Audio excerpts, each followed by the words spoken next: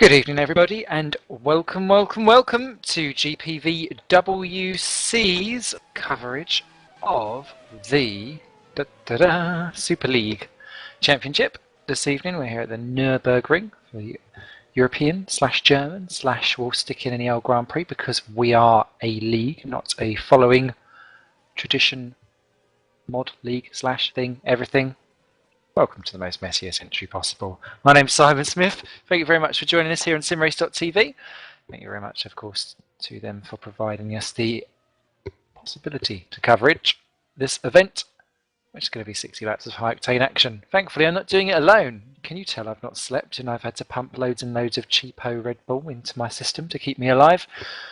We've got Simon Mallowish, as ever, on cameraman extraordinaire position. I'm joined currently at the moment with Phil Gullen. How you doing, Phil? Not too bad, Simon. Looking forward to kicking things off again now and hopefully be just as much fun as we had last time out in Zandvoort. Absolutely. Do like to go Dutch. But we're here at the Nürburgring. We may be joined later on by Lee Morris as well. But yeah, this old track, not seen it for a while.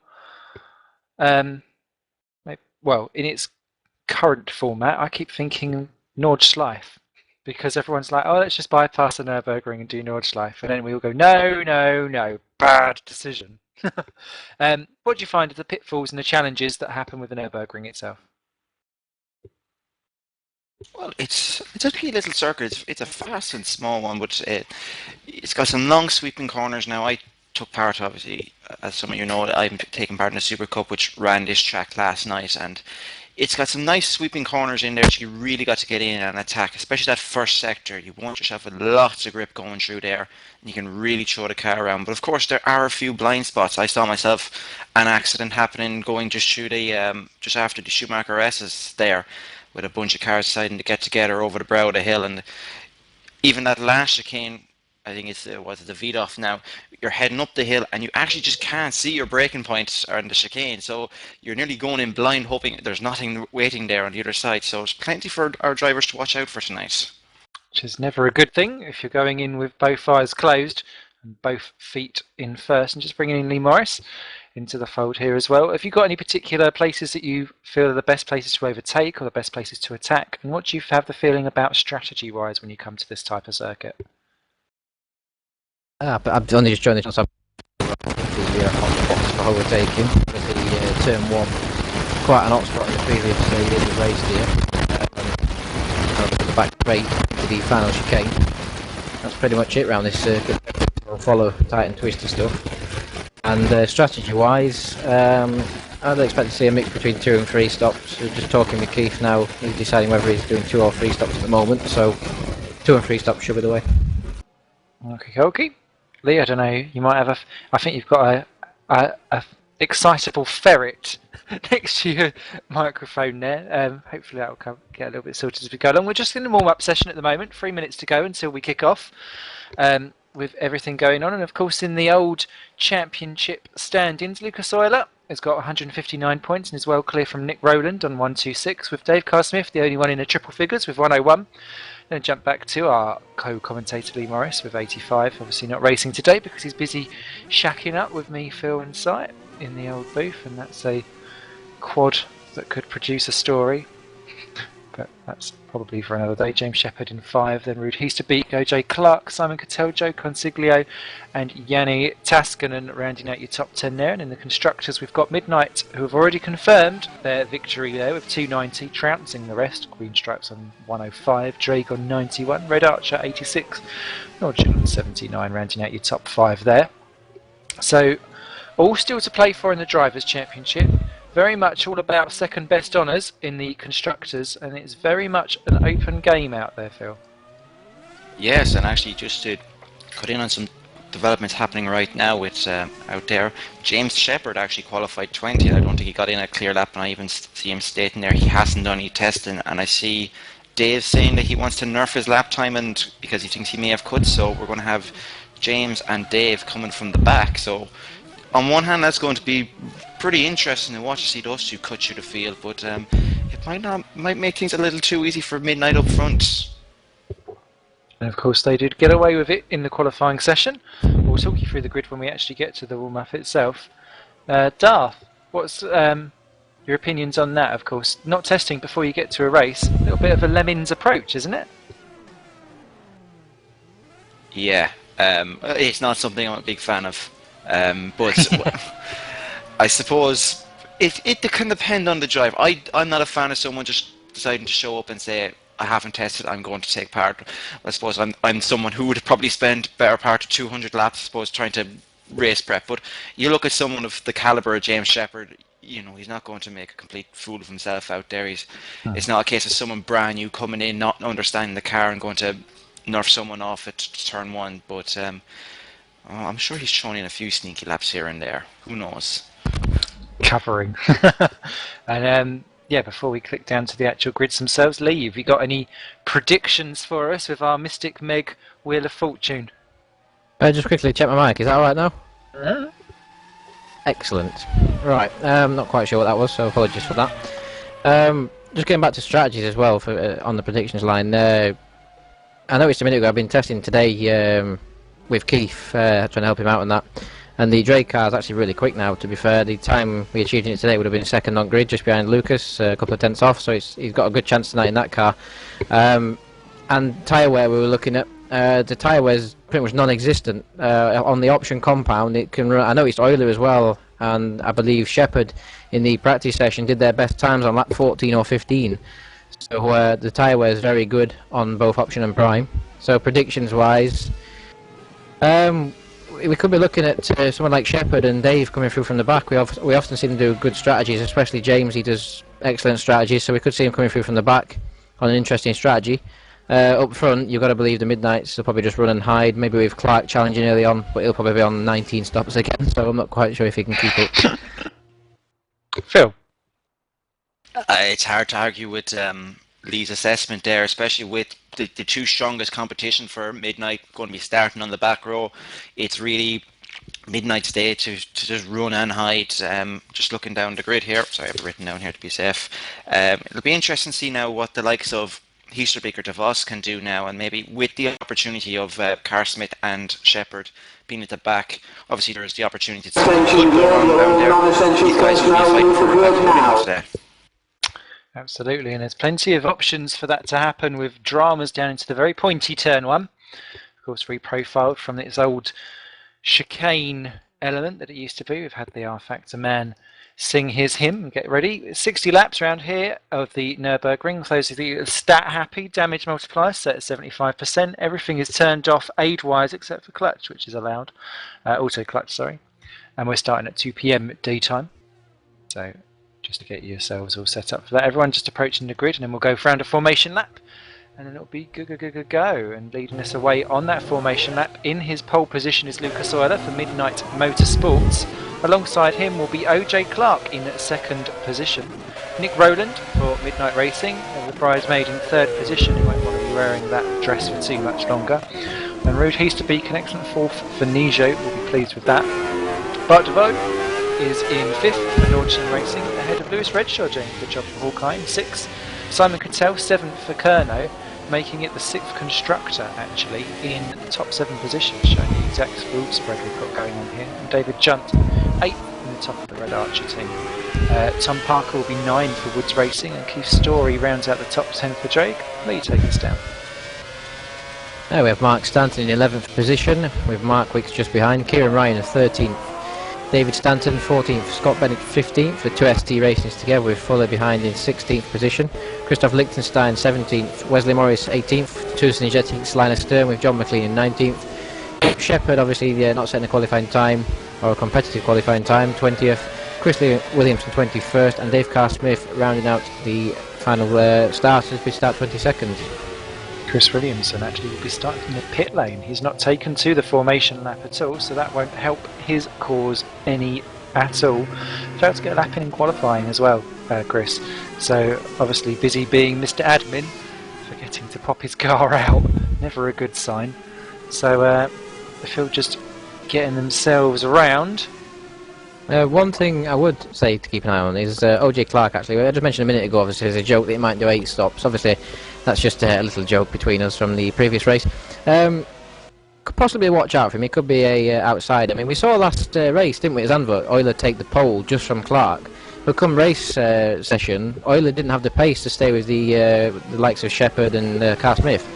Now, Clark did have good pace there, if you remember. He did actually get in front of Euler, but he was on the wrong strategy. So maybe today he's learnt, and I remember you saying, Simon, as well, maybe he's going to learn from that mistake and possibly bring that experience forward to this race. And he could be on a better strategy today. He could be the one to watch out for come race. Absolutely indeed, as they just round the last couple of corners. It's all to play for. Strategy, one part of this big old jigsaw. Don't forget, you can get in touch with us if that's a tournament, or at GPVWC on Twitter, or you can post a thing on Facebook as the last cars get ready on the grid.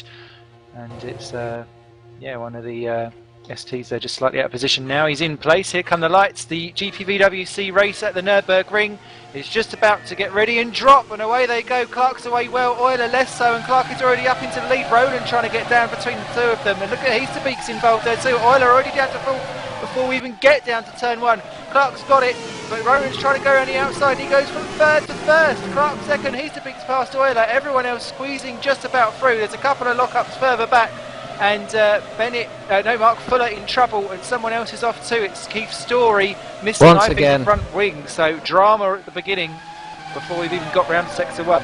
Yeah, once again, Keith Story involved in an accident there on lap 1. Not quite sure what happened. I'm going to try and get a replay any second on my screen. That is just to find out what happened there, but that's a big shame. But Nick, what a start. He went around the outside into turn 1. He did indeed. Fantastic stuff there. David Junt also in trouble. Yeah, Keith Story's got a puncture. He's off in 20th position, so drama there. And John McLean in trouble too. But it's Rowland ahead of Clark, Easterbeek, Euler, Bart DeVoe to 5. Then Redshaw, Cattell, Parker, Stanton, Mark ahead of Stanton, David. Shepherd. Because Shepherd up in 12th with Carl Smith behind there. Side by side. Contact the both off. I think there was a little touch coming out of the hairpin, and I think that might have given James a puncher maybe, because his car just went off. There seemed to be a slight tap on acceleration out of it. I think just as James went in, the back end just went. Oh no. That all started, when they tried to get round Kieran Ryan, and James Shepherd just being tapped from the rear. Problems afterwards there. James Shepherd again off the track. Carl Smith in trouble. Lewis Redshaw's facing the wrong way in the Vidal chicane. Was in 6th position, now going to be rejoining in 17th. So all kinds of dramas kicking off on the opening lap here in the Nürburgring. Into the pits will be coming David Junt and James Shepherd and Keith Story, I think. So drama for those three, but it's still Rowland from Clark, Easterbeek, who's got Euler all over him, then DeVos, Cattell, Parker, Mark Stanton, David Stanton, Kieran Ryan up into 10 ahead of Morris, Mark Wicks and Mark Fuller side by side. Then Dave Carr Smith stays 14th despite lots of 360ing action, and yet Story, Shepherd and Junt all entering the pits now. Sorry States. Yeah, I don't think Dave received any damage from that. I think he was just spun basically with nowhere to go on the gravel. I don't think there was much contact between them. Like you say, it all started in the hairpin when they were trying to go free wide through there and pass each other, as well as Kieran Ryan. But I've just watched a replay of Keith Story. Unfortunately, he braked slightly too late to turn 1, went straight up the back of David Junt, I believe it was. So unfortunately, there's Dave Carsmith now to 12th position, just taking Mark Fuller, who's gone off the track. That allows Wesley Morris through into 13th position. Sorry. Just up front, we've still got the top 4 the same order, but Clark's not really got the race pace at the moment. He's got Easterbeek and Euler all over the back of him, and possibly looking to make a move into the Vidal chicane.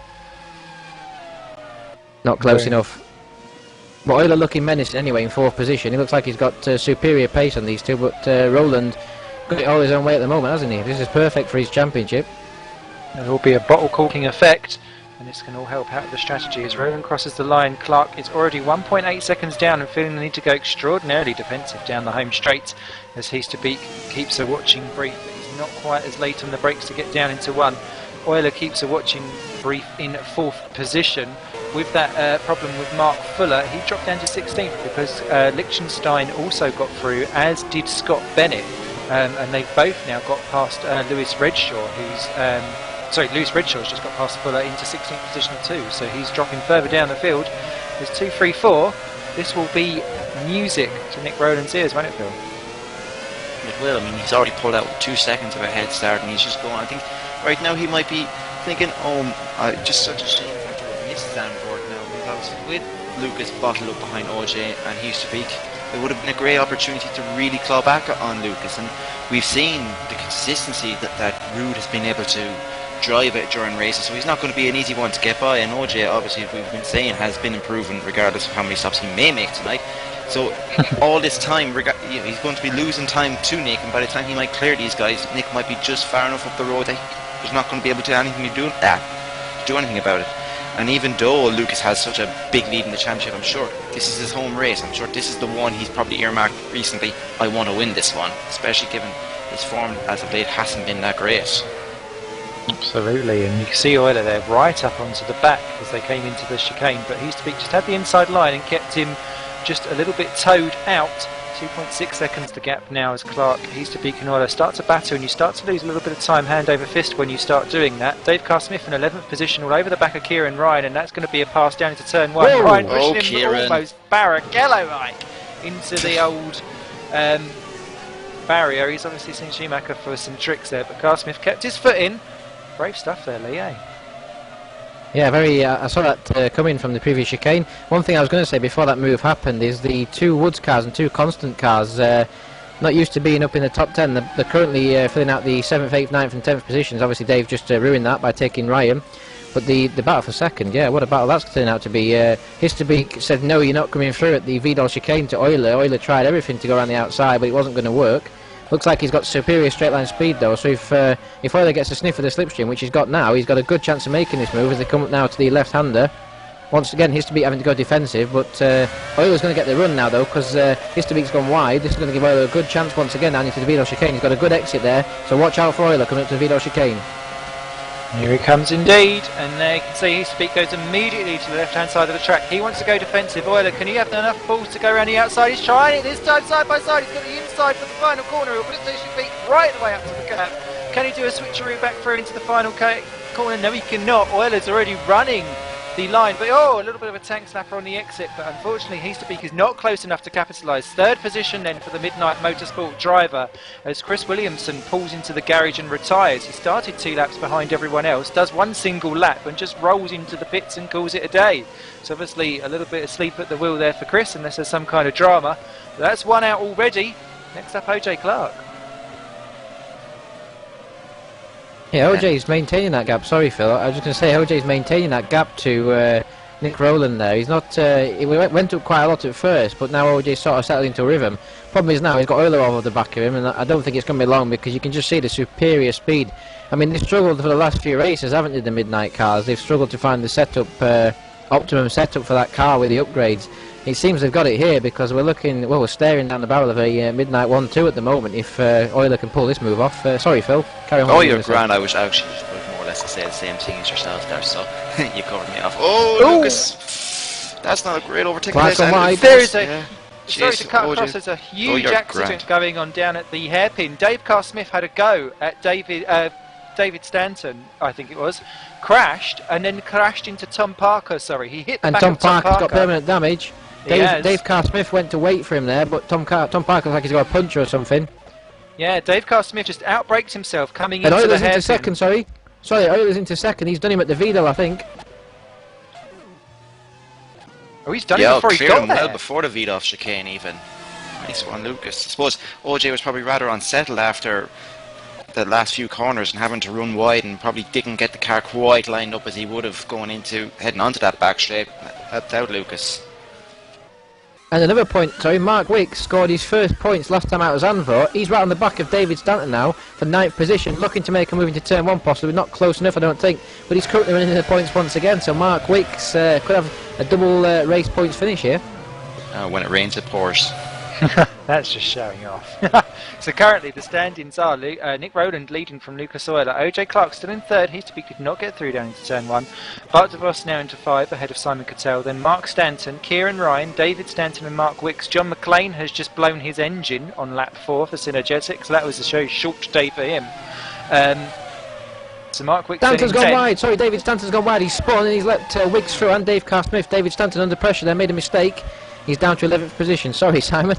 No, I clicked on it just as soon as you screamed and it got me all excited for myself, and it's a sad day for me. Liechtenstein then is in 12th and right on the back of David Stanton, who's just recovered. Fuller in 13 ahead of Wesley Morris, Lewis Redshaw, who's been in more trouble, as has Scott Bennett, then recovering Story, Shepherd and Parker, and Carr-Smith's through on someone, or is it? Wicks. Yeah, Yes, that's Wicks. through on to 9th position. So Yoinkaroo for him. And yeah, as our cameraman extraordinaire whispers in our ear, how does he have a front wing? I've got no idea, because he's had a couple of incidences down with that wing, and it must be made of solid steel. Yeah, Right, this. Sorry, so you go. Yeah, I was going to say, given how flimsy we've seen these cars at times this year, it is amazing that Dave still has a race car that's at least pointing and able to turn and be quick, let alone actually have the bits and pubs attached to the damn thing. He's been rather lucky, although I'm sure there's going to be question marks over it, that little incident. I know he waited, but it'll be. I assume there'll be a protest coming from Mr. Parker regarding that coming together at least.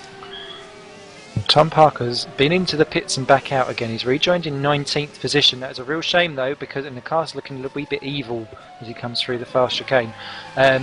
Real shame, though, because he's up in 7th, and that would have been a nice little haul of points for the Woods Racing team. Still Kieran Ryan, his teammate, in 8th position, but he is now seriously under threat from Dave Carr-Smith as they come back into the chicane. Ryan taking a tight line in there. I think he saw the move last time round and thought, I'm not being tricked by that.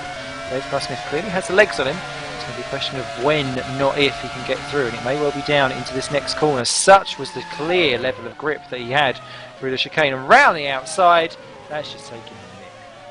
That Woods just looked evil going through the corners. Actually, there's a few cars. I think I caught Stanton there. Just on acceleration, some of these cars just look like they're on ice, really. Especially when you do compare them to what Dave's doing and what obviously the Midnights are. I was actually just looking at the Midnights, just I see Lucas is just starting to pull in on Nick right now. The gap is just at 2 seconds. Yeah, well, it's all down to setup. That we're obviously doing some testing with Keith myself. The first thing we struggled with at this circuit when we turned up was the traction. The traction for some reason was absolutely terrible at this circuit, and we made some changes and made it a lot better. So that's down to setup knowledge, really. So, and I was about to say, Kieran Ryan really he's in 8th. Well, he was in 8th position. Now in 9th position, still in the points, but he's looking like he's under pressure, like he's really struggling to keep that car in the top 10. I think he'll have Wicks and Stanton all over him very shortly. An upcoming battle I did notice a minute ago was the battle for 5th position between DeVos and Simon Cattell. Cattell's been eating away at DeVos for 5th position for a few laps now. And another thing I wanted to point out was the fact that Euler is catching Roland, as you say, Phil, quite vastly as well on these last few laps. But this is the time now to say to Nick, what have you got, Nick? This is the first time pretty much, isn't it, where they've gone toe-to-toe like this, let's say, where they've had an open race each, where Nick's been in front. In the previous races where Nick's been in front before and Euler behind, it was when Euler had an accident or something like that and was further down the field coming back through. This is now up to Nick. What can Nick do? Can he show that he's got the pace to win this race and beat his teammate Euler? It's going to be an interesting one as it all envelops. I know what I mean. Dave Carr-Smith has passed Mark Stanton for 7th and 8th positions, so that's another one picked off as he continues to go through. 1.4 seconds of gap between Roland and Euler. Last time round, Roland was the 1:29.835, which was in a response to Euler, but Euler still trounced him with a 1:29.313, and that's not even his fastest lap so far. So real problems potentially for Roland, as he's been eaten into by about 6 or 7 tenths a lap, and they're just coming up to lap David Junt too.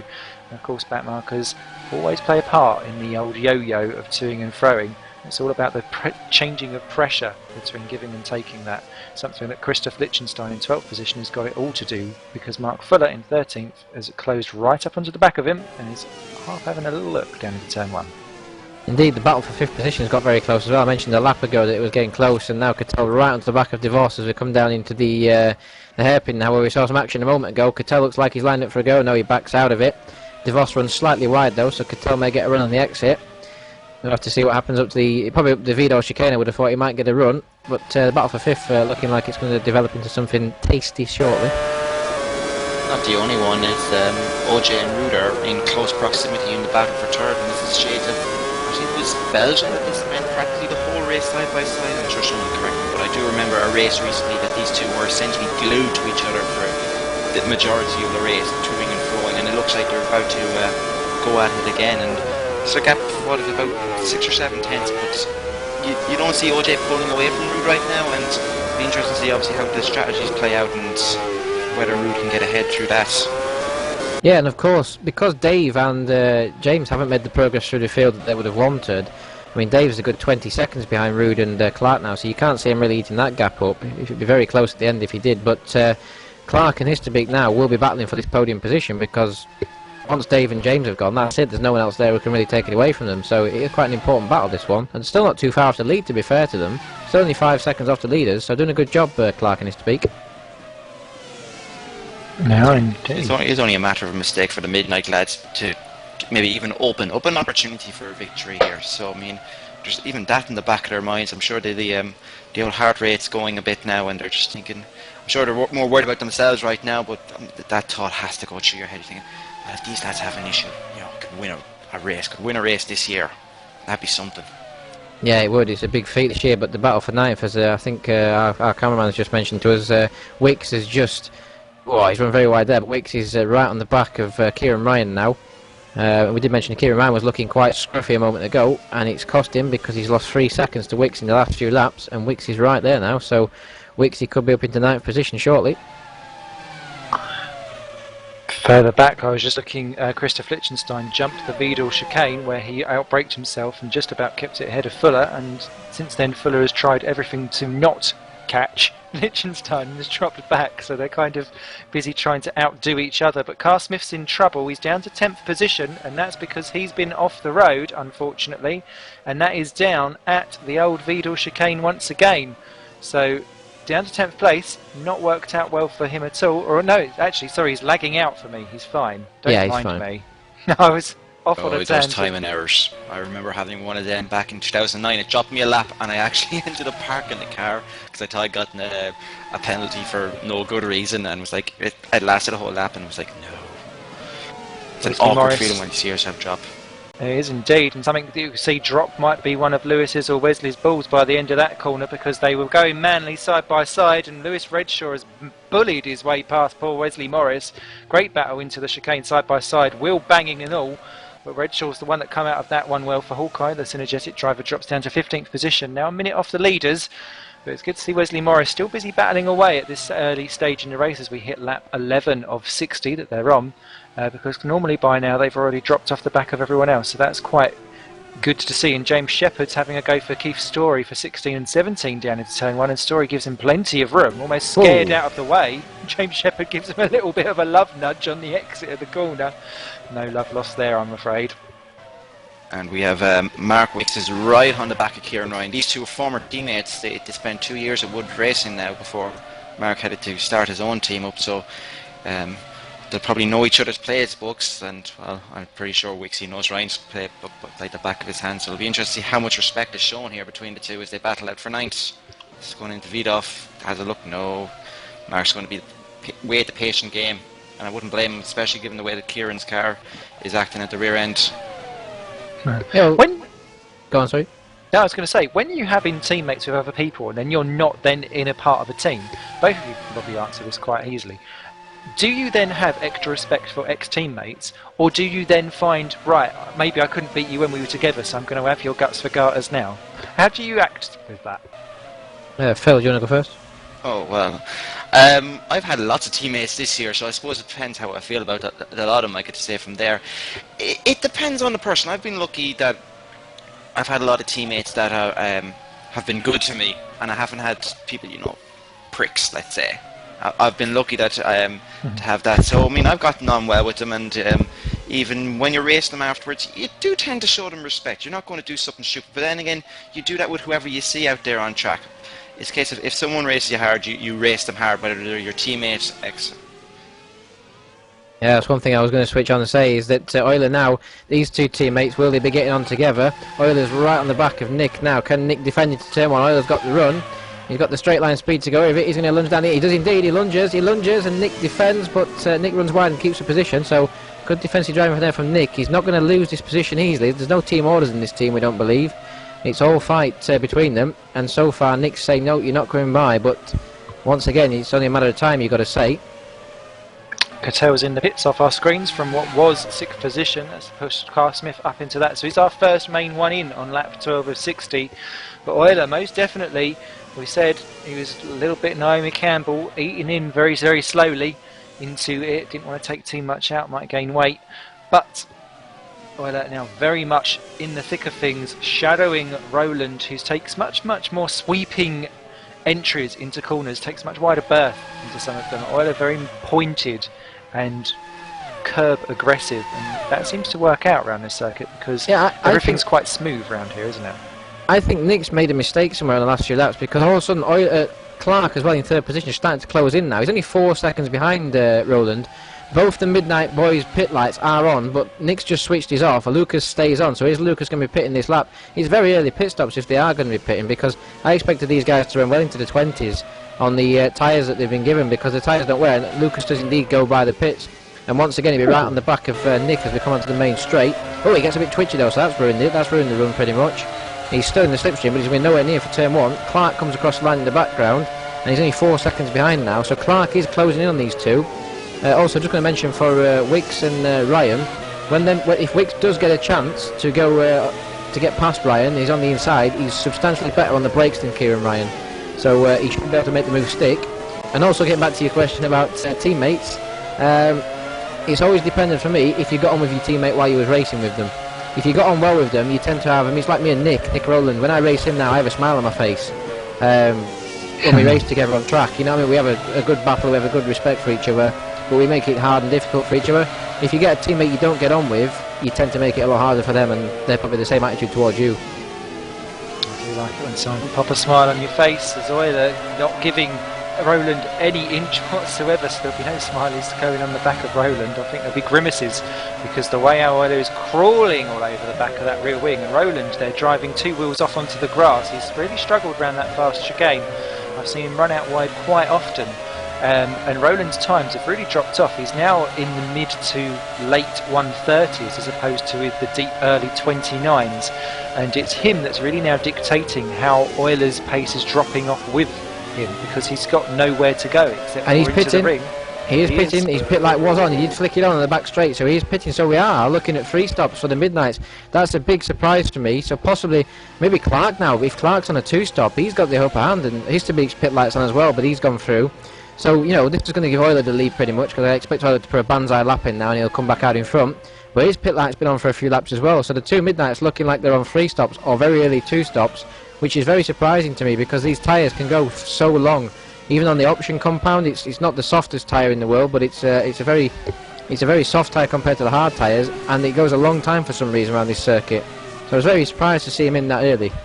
Mark Fuller's just got round Christoph Lichtenstein for 12th and 13th position. I'll tell you who's not working out strategy-wise. It's Simon Cattell. He's come out from his pit stop right behind the Wicks and Ryan battle, so now he's stuck behind his own teammate, who's not going to be pitting immediately because he's busy now back onto the rear of Kieran Ryan, and this is the closest he's been so far. You're going to sell a little dummy down into 1, yes, but he backs out of it. He's not got the confidence on the brakes as Mark. He's very good on the brakes. He's shown it a few times. When he's further behind, he closes so much on the braking. But it seems when he gets the chance to make the move, he just adds on the, errs on the side of caution more than goes for the move. You know, he needs to do it. He needs to get on with it and do it, because he's got Stanton down the road by only 3 seconds, and he could quite easily close that gap very quickly because he's well quicker on the lap times. So Wicks does have a chance for 7th position if he can just get by Kieran Ryan, and he's got the pace to do it. He just needs to make the move stick, but I think Ryan's pitting this lap anyway because his DRS flap's changed. Yeah, I was actually going to say though, Lee, if you had a driver, you know Kieran has a reputation for being hard-nosed, would you, actually I see Mark's pit light coming on as well there, well his pit wing DRS thing coming on as well, but knowing how kind of tetchy Kieran could be with his driver, wouldn't you be a little bit easy going in? You wouldn't want to throw one in the inside. He's more likely to actually turn in on you more than anything else. Well, considering I've had the most accidents with Kieran Ryan in the history, does Nick get back through? Yeah, they're side by side. Nick gets back through. They were side by side into turn 1 there, and that's back marker behind, but Dave's right on the back now, but Nick does keep the position. That's a surprise. But yeah, mentioning Kieran Ryan, I've had more accidents with Kieran Ryan over the last few years, as both of them pit. Ryan and Wicks pit now. So yeah, I probably would err on the side of caution actually if I was Wicks, to be fair. There's a front wing on the track, and sadly that looks like it was a Synergetic who's missing a front wing, so that must be Wesley Morris, I'd imagine. I'm not sure, but someone is missing a front wing down at turn 4, so unfortunate stuff for them. I think it's Scott Bennett. It's Scott Bennett in 18th. It's a ST Racing wing. It's slightly green, so obviously it looks a bit like the Synergetic one. Yeah, he's missing his front wing in 18th, holding round, having drama. Wicks is in then. Ryan is already rejoining in 12th position. Wicks in 13th, just ahead of James Shepherd. So that works out well happened to for them. Wicks. Something's happened to Wicks. He had a very long pit stop. He lost about 4 or 5 seconds. I was going to say he didn't really attack the pit lane line either. He seemed to put the hammer or the brakes down a lot earlier, well before the line. I think that didn't help him either. No. Clark goes through once again. This is key to the race. Sorry, Clark goes through once again. Now on lap 17. If he can get to around the lap 20 mark, he could be 2-stopping. So from having 18 stops at Zandvoort, he could be going for 2 today, and that could give him a very good chance of winning this race. If the 2 Midnights are on 3 stops, and then all of a sudden OJ Clark's in the pound seats because he only lost 4 seconds in the first stint, and he has at least 4 or 5 laps more fuel. He's going for the sector 1 beam now. Now the usual pit light will flick on if it's automatic pit stop. It doesn't flick on, so Clark's not pitting anywhere in the near future, I don't think.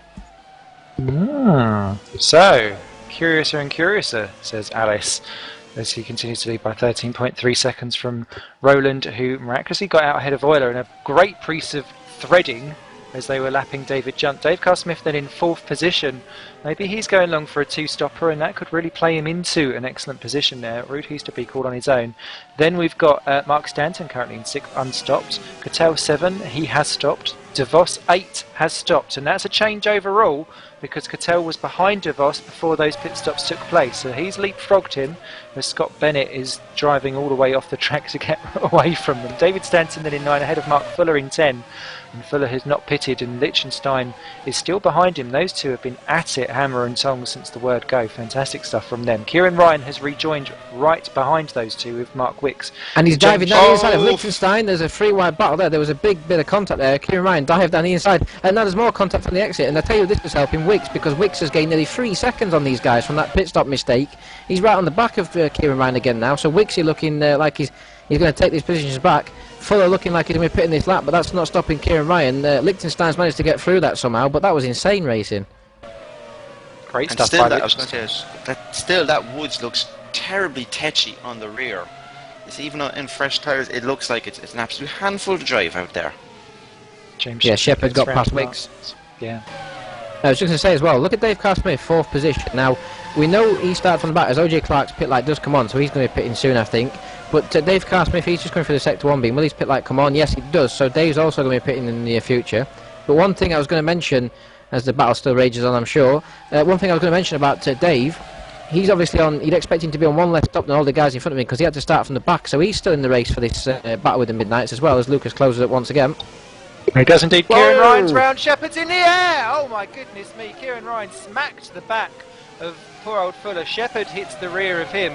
That was all a little bit too predictable. Mark Fuller straight into the pits, although I think that was planned anyway. So just as well, because let's see if he turns damage on or off. But yeah, drama llamas for him. And Euler shadowing the back of Roland. This is the closest he's been for a long time since the pit stop, basically. Is he going to fade straight in? Roland's not even looking like he wants to close the door until the last minute there. Euler being chopped off, and that's going to leave him a little bit sore out on the exit. Those curbs are very ruthless, and they will do anything to your suspension except give them cuddles and kisses. And unfortunately, that's dropped him a little bit back. And you've got to be careful when you go into that Beadle chicane, because if you attack there, you're effectively writing off your chances of attacking down into turn 1, surely. Yeah, it depends what sort of exit you get on the curbs as well. If you make them going deep, with the Beadle chicane, you can get a run on them onto the final few corners.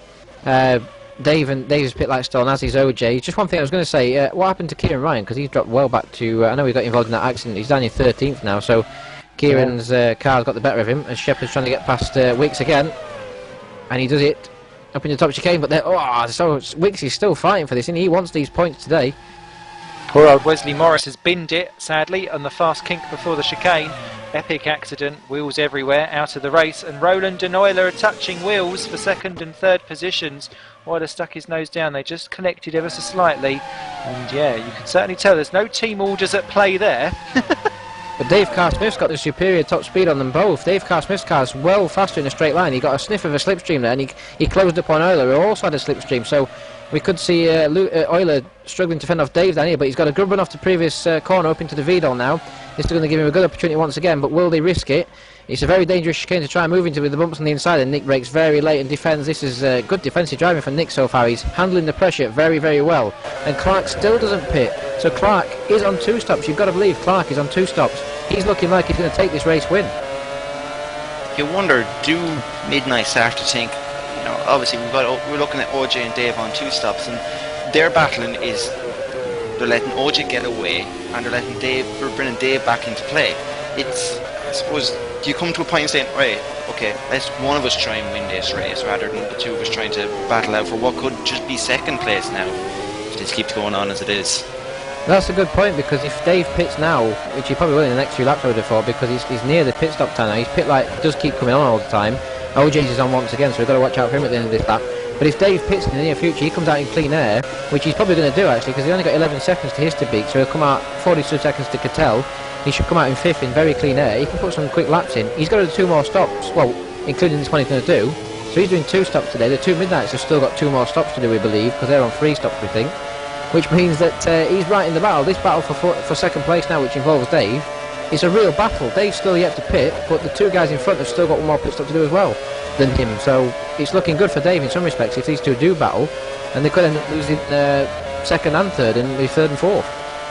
David Stanton's been into the pits, and from his first stop that's allowed Wicks and Ryan through because Liechtenstein's in as well, and Mark Wicks and Christoph Liechtenstein had connected down at the hairpin, so that's just as well that they're all kind of unshuffling themselves because all the different strategies were starting to ripple into each other. OJ. As Dave Carr-Smith is in, as is OJ Clark, and that will hand everything back to Nick Rowland and Lucas Euler for a midnight 1-2 just for the time being.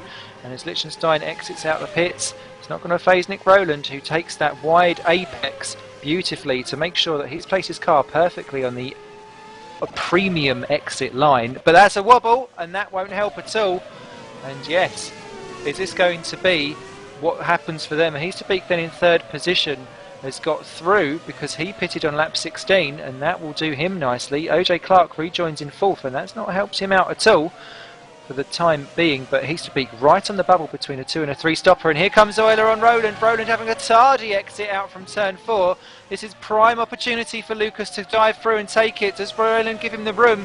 He does, but he's going round the outside, side by side into the next chicane, and this could be dangerous. Euler backs out of it. He can have another go down into the next chicane. Oh, Do he not got tardy connect on the curb though. exit. My goodness me. Rowland keeps it just for now, but starting to get very sweaty palms if I was the Midnight Motorsport manager. Yeah, and the one thing now to look out for Clark, obviously like you say, came up behind Histerbeek. He's got to get by Histerbeek pretty quick. It's fresh tyres now. That's the reason Histerbeek's jumped him, because Clark stayed out on the old tyres and wasn't able to lap that quick, whereas Histerbeek's been on the softer tyres, went a lot faster on the new compound, and he's got basically 1 more stop to make than Clark now. So Clark looking good still. If he can get past Histerbeek pretty quickly, he's only 12 seconds behind the 2 battling Midnight, so once again going to go side by side into turn 1. I'm looking at now they're coming down the inside. Lucas lunges a lot heavier this time though, and Nick has to see position, but he gets the exit back once again. So Nick doing great defensive driving at the moment, but this is costing him. Lucas trying to go around the outside. It's not going to work because Nick's got the exit. He's got the acute angle on the exit. Lucas trying to get on the outside, still not going to work. Nick's got the inside there. Lucas had to see position to take 2nd position, but now they're only 11 seconds behind, so Clark's taken a 2nd out of them there just in the 1st sector. There's absolutely stunning driving from these 2. This is why Midnight Motorsport have effectively wrapped up the constructors in a neat little bow by the time we'd got to half distance in the GPVWC Super League Championship, and they're showing everyone else exactly how it's done. Maybe it's the detriment of their own demise later on. Wicks takes 9th, off Mark Stanton, who gets a very leery exit from the chicane, and now he's got Kieran Ryan. Kieran Ryan, what is Kieran Ryan doing? Jeez. He's pulled over far too early there, and he's hit Stanton. He's managed to take the position off Wicks, but yeah, that's very dangerous driving there from Kieran Ryan. And Wicks isn't happy with it, you can tell that. He's trying to come back at him straight away, and he'll have a run into the 1st corner. There we were supposed talking about respect there, and you can see Wicks was pissed because, you know, he just drove into the corner as if trying to get right in there. And you know that feeling when someone races you beyond, you're going to start racing them hard. And Mark isn't that sort of person, but yeah, as you can tell, he's annoyed right now, and I don't blame him. I mean, that was just stupid stuff from Kieran. Do we have children tuning into this broadcast? I hope not. I sincerely hope not as well. 20 minutes till the watershed. We can just pretend we're European. No one will ever know the difference. It's all good. It's all good. But yeah, it's a leading duo. Continue. But yeah, they're drivers. I've known from previous leagues that I've raced in. There are drivers you know not to touch. It's as if they have an STD and you just know not to poke it, because it will always come back to bite you. Normally with a missing ring. So yeah, there's plenty of them. You learn them very quickly. Unfortunately, that sometimes means that you concede things because you know not to try it. Wicks may be a little bit in a stuck between no man's land, because Mark Stanton is very much keeping him pressed to the rear of Kieran Ryan, and he may not want to try and make a move. So it'll be interesting to see exactly which way he flips. As it's still 11.5 seconds between Euler and Heasterbeek, but Euler's going through. They've touched. Roland hits the back of Euler, but Euler through. And that was because Roland had a slightly awkward exit out from the hairpin, and Euler takes the lead back. And once again, damage must be slightly directional on this mod, because that was quite a hefty whack, and Roland takes the old scenic route at the chicane. And that Desperation kicks in. Desperation kicks in for Nick. He knows he's just lost it now, and he knows that Euler's going to pull away. And it's happening already, but Nick there cutting the chicane, trying to get a run on the main straight on Euler, but it's not going to happen. One thing I was going to say is that Wicks needs to get that moved on Kieran Ryan as soon as he can. He's got to get by Kieran Ryan and get off. He can run his own pace then. He's just stuck behind him at the moment in 10th position, which is still a good position, but he can go so much faster. And Euler already extending the gap, so that's it. That's the battle for the lead done, I reckon. Oh, Mark Stanton spins it in 11th position all on his own. That was a bizarre one. It was as if his car decided it wanted to do a flipper impression. Teammate David Stanton goes through, proceeds to run wide in excitement. Good to see the Stantons. They're never too far apart, are they? Are they co-joined? Well, I reckon I have a theory that they're in the same room racing, and they just have a good chat as they're going through, because, as you said, they're always together on the circuit, and it's probably, I would have thought, David's turn to get the chips in tonight after the race, so he wants to let his teammate through in a minute. But De Vos just had a great lunge down into turn 1, and Simon Cattell. Simon Cattell then gets him back into turn 2. The Nord Zone and the Kerno Sports battling over 6th and 7th position overall. That's nice clean racing. That's exactly what we like to see here on GPVWC. Oh yes, definitely. That's what we strive. We should have a coloured seal of approval, like stamp. Oh, it is when I get a free weekend and I don't have to spend most of it doing the looking at protests of dodgy driving. Yeah, I love it. So I'm all for the be safe and clean driving. I'm a big advocate. I should really do it. Saves my weekends. I think you should get a penalty for the next race, Phil. You take part in for foul language on broadcasts. Clark as well, sorry, Clark's right in the back of Heasterbeek for P3. He needs to get this moved done very quickly if he's got any chance of beating the two Midnights, who have now got clean air. Euler can run his own pace, and he's already extending it, isn't he? He's nearly 2 seconds in front now in one lap, so Nick struggled for 23 laps to hang on to that lead, and unfortunately gave it his all, but it's not enough, because Euler once again bests him. Well, Bart De Vos 7th position all over the back of Cattell once again. Is this going to be a mirror image and a replay of exactly what happened last time out? He's leaving a little bit later before he pulls out this time. There's always that awkward little kink before you go down into turn 1, and it's just about when you start to brake sometimes. And I always find I used to enter turn 1 either slightly sideways or backwards first. It was as if I was trying an alternative move into turn 1. Thankfully, that's probably why I'm not racing and I'm on this side of the commentary box. But yeah, Heasterbeek on Clark as well. What's the lap times going on those? Heasterbeek has been in the mid to late 130s, and OJ Clark, until he caught up, was actually very much in the low 130s. So, and Clark on much fresher tyres too. He's got the advantage, hasn't he? He's got to make this move soon though, Clark, because he's losing so much time stuck behind at the moment. And he's now 14, nearly 15 seconds behind Euler, and that's coming up towards a pit stop. He just can't get the run off the corner though. He's quick. He's not really that much quicker in a straight line. He's quicker through the corners, but he just can't get the run off the corner. Oh, he tries to run down the inside, that's going to end in contact. I don't know about that one. What do you reckon to that one? I actually thought, well, in the realms of what we've seen so far today, it was rather clean. There's some side by side. Looks very. I'd call that clean, actually. Ish. Okay, it was probably on the nose a little bit, but you know, I think Rude just gave him enough room to work. But it's what OJ needed to do. It's as if he was listening to us. Maybe they're filtering through the commentary to him, and he realises it's now go time. I was thinking that. Go on, sorry. I was going to say I'd call it softcore, just a little bit of nipple, as Simon Cattell pops in for stop number 2. I was just thinking actually, Clark, he was aided there by Histerbeek, wasn't he? Histerbeek knew that was coming, and he said, okay, you go. You know, because if Histerbeek had turned in, that would have been one almighty shunt. So he was definitely aided by Histerbeek there. He was actually hanging with him quite well now, to be fair. I think he's quite angry, so his pace is suddenly up. But the 2 midnights, the pit lights are on. So, or they were on. Lucas is still on. Nix has gone off. Mark Wicks side by side with Ryan on the X of the final curve, and then Ryan cuts across. Wicks here having a lunge. No, he's got to go for it. He's got to go for that move. He can do it. Come on, Wicks, you can do it. And also another point to make: Cattell has got a drive-through penalty in 8th position. He's just come out from the pits, and he's got a drive-through penalty. So Cattell's going to lose some time there to the battle he was having with DeVos. And naughty slapped wrists of the 19 once again runners that are still running. Once again, it's all going wrong for Cattell, isn't it? We said last race they were in a double points finish. The two Kerno Motorsport cars. Sorry, I forgot what the team it was in. 2 Kerno cars were in the top 10. And once again, it's starting to go slightly wrong for them. But Wicks needs to get that move done. He needs to get past Ryan. He's been stuck behind him all race, and he's so much faster. And Ryan once again getting very leery on the exit there. This gives Wicks a run. Come on, Wicks, you can do it. Interestingly, both the Stantons are now starting to close in slightly on them.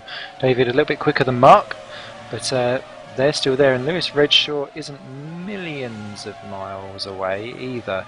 And he's been quicker than a lot of them. He's been delayed though from earlier incidents. Still 19 runners remaining. Scott Bennett the only one 2 laps down, and the top 10 are still on the lead lap. Lucas Oil are coming up to lap this Ryan and Wicks battle. That can always prove a potential manoeuvre if you can get that timing quite right. But yeah, where do you? Is it once again he gets a run? This one looking a little bit better. We'll see if he can actually stick it down onto the inside. Ryan covers the line quite nicely. Wicks goes back across. I'd sell the dummy and then spear back across again. Ryan's gone in deep. Can Wicks go for it? He's trying it. He's got the run, but he's got nowhere to go. Now set him up for the next one, Mark. Don't go in too deep. No, you've got in too deep. He's going to have the inside now. You need to come back earlier. He's got the move there. If he just... Yeah, Euler's just coming through there. The leader's coming through. So this is a chance now because... One in there! Oh, very good there from Wicks. He got out of that throttle early enough there. Make sure there's no accident. But yeah, he's got to get the move done. But he had the opportunity there, but he just tried to go around the outside. He should have just cut it back and got him into the next corner. He would have had a nice easy manoeuvre there. So he's just choosing the wrong moments at the moment. Probably not used to racing this high up as we mentioned earlier. Does he want to risk 10th place again? This is another points finish for Mark, and it's been far and few far between this season. Now, one thing I'm going to say, the Stanton's catching as well, like you mentioned. A big improvement in driver this season has been David Stanton in my eyes, because if you look at last season, Mark Stanton was easily the lead driver in that team. David was nowhere near Mark Stanton's pace last year. This year, they're very close together every single race, so a big improvement this year, David Stanton. Collision with Christoph Lichtenstein smacking the barriers on the exit of the Vidal chicane, then decides to drive and hit David Junt slightly, goes to go for the pit lane exit, outbrakes himself, narrowly misses the pit lane wall, and has now got to go around an entire lap with no front wing, already down to 18th with the 19 runners remaining. It has gone from terrible to worse to get me out of here for Christoph Lichtenstein for Screen Stripes Racing. I suppose better than reversing on track and trying to go back like one driver tried there a couple of races ago. Oh dear. Licence revoking time, I'm afraid. So the rundown of the order then, just while we've got a split second to breeze through. Lucas Oil currently leading by 3 seconds from Nick Rowland. Third for OJ Clark ahead of Rude Heasterbeek. Those two still remarkably still together, aren't they? So they've not really pulled out. Dave Carr Smith onto the back of them though, so he'll be having guts for garters. Here he goes with Mark Wicks in the battle for 9th and 10th. Side by side, is Wicks going to go through? No, Ryan round the outside. He's going to have the inside for the next corner. Wicks once again pushed out. And they've still got Simon Cattell in 8th position, James Shepherd in 7, and Bart DeVos in 6th position.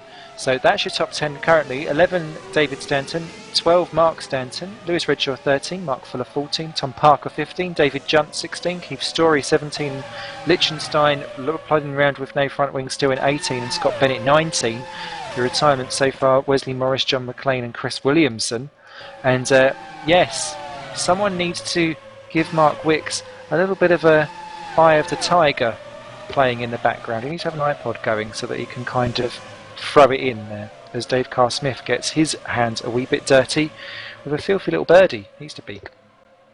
There's still a chance for Dave to win this race, as Nick does pit now, so the Midnights are free stopping for sure. The Midnights are free stopping, and I believe that Histerbeek, Clark and Clark and Dave Carr-Smith are two stopping. So Histerbeek's the odd one out in this battle for third position currently, soon to be second I think, because Nick's only just got in his pit box and Clark's going through already. So Clark can win this race. If he can stay ahead of Histerbeek and Carr-Smith, he can win this race, but also Carr-Smith can win this race because Carr-Smith is now right to the back of Clark and they've both done one stop, so looking good for both of them.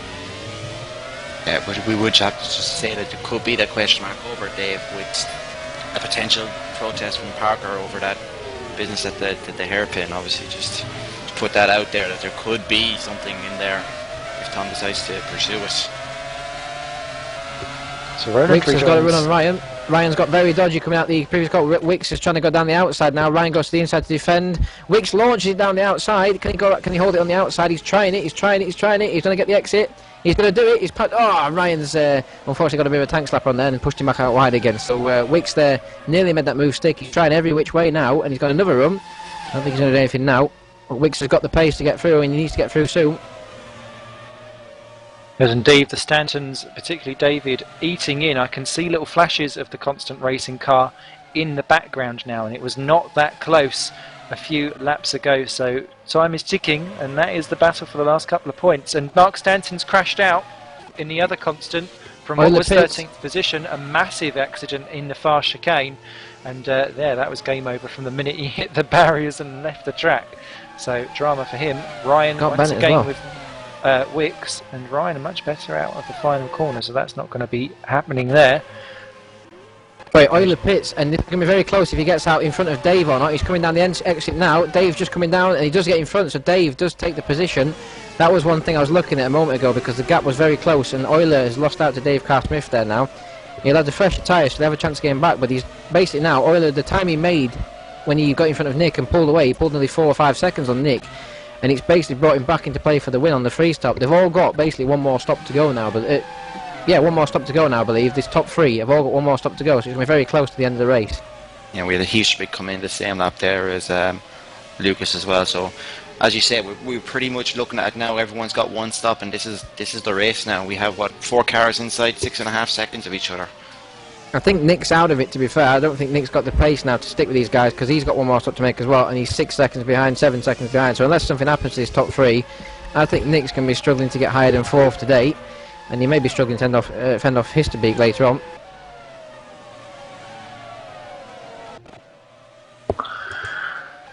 So, all to play for, and it just shows actually, battling with your teammate may not necessarily help you out long term, because while everyone else is making hay in clear air and you're busy battling, it's one of those circuits as Liechtenstein's off the track again in 18th position. He's in trouble all over the shop.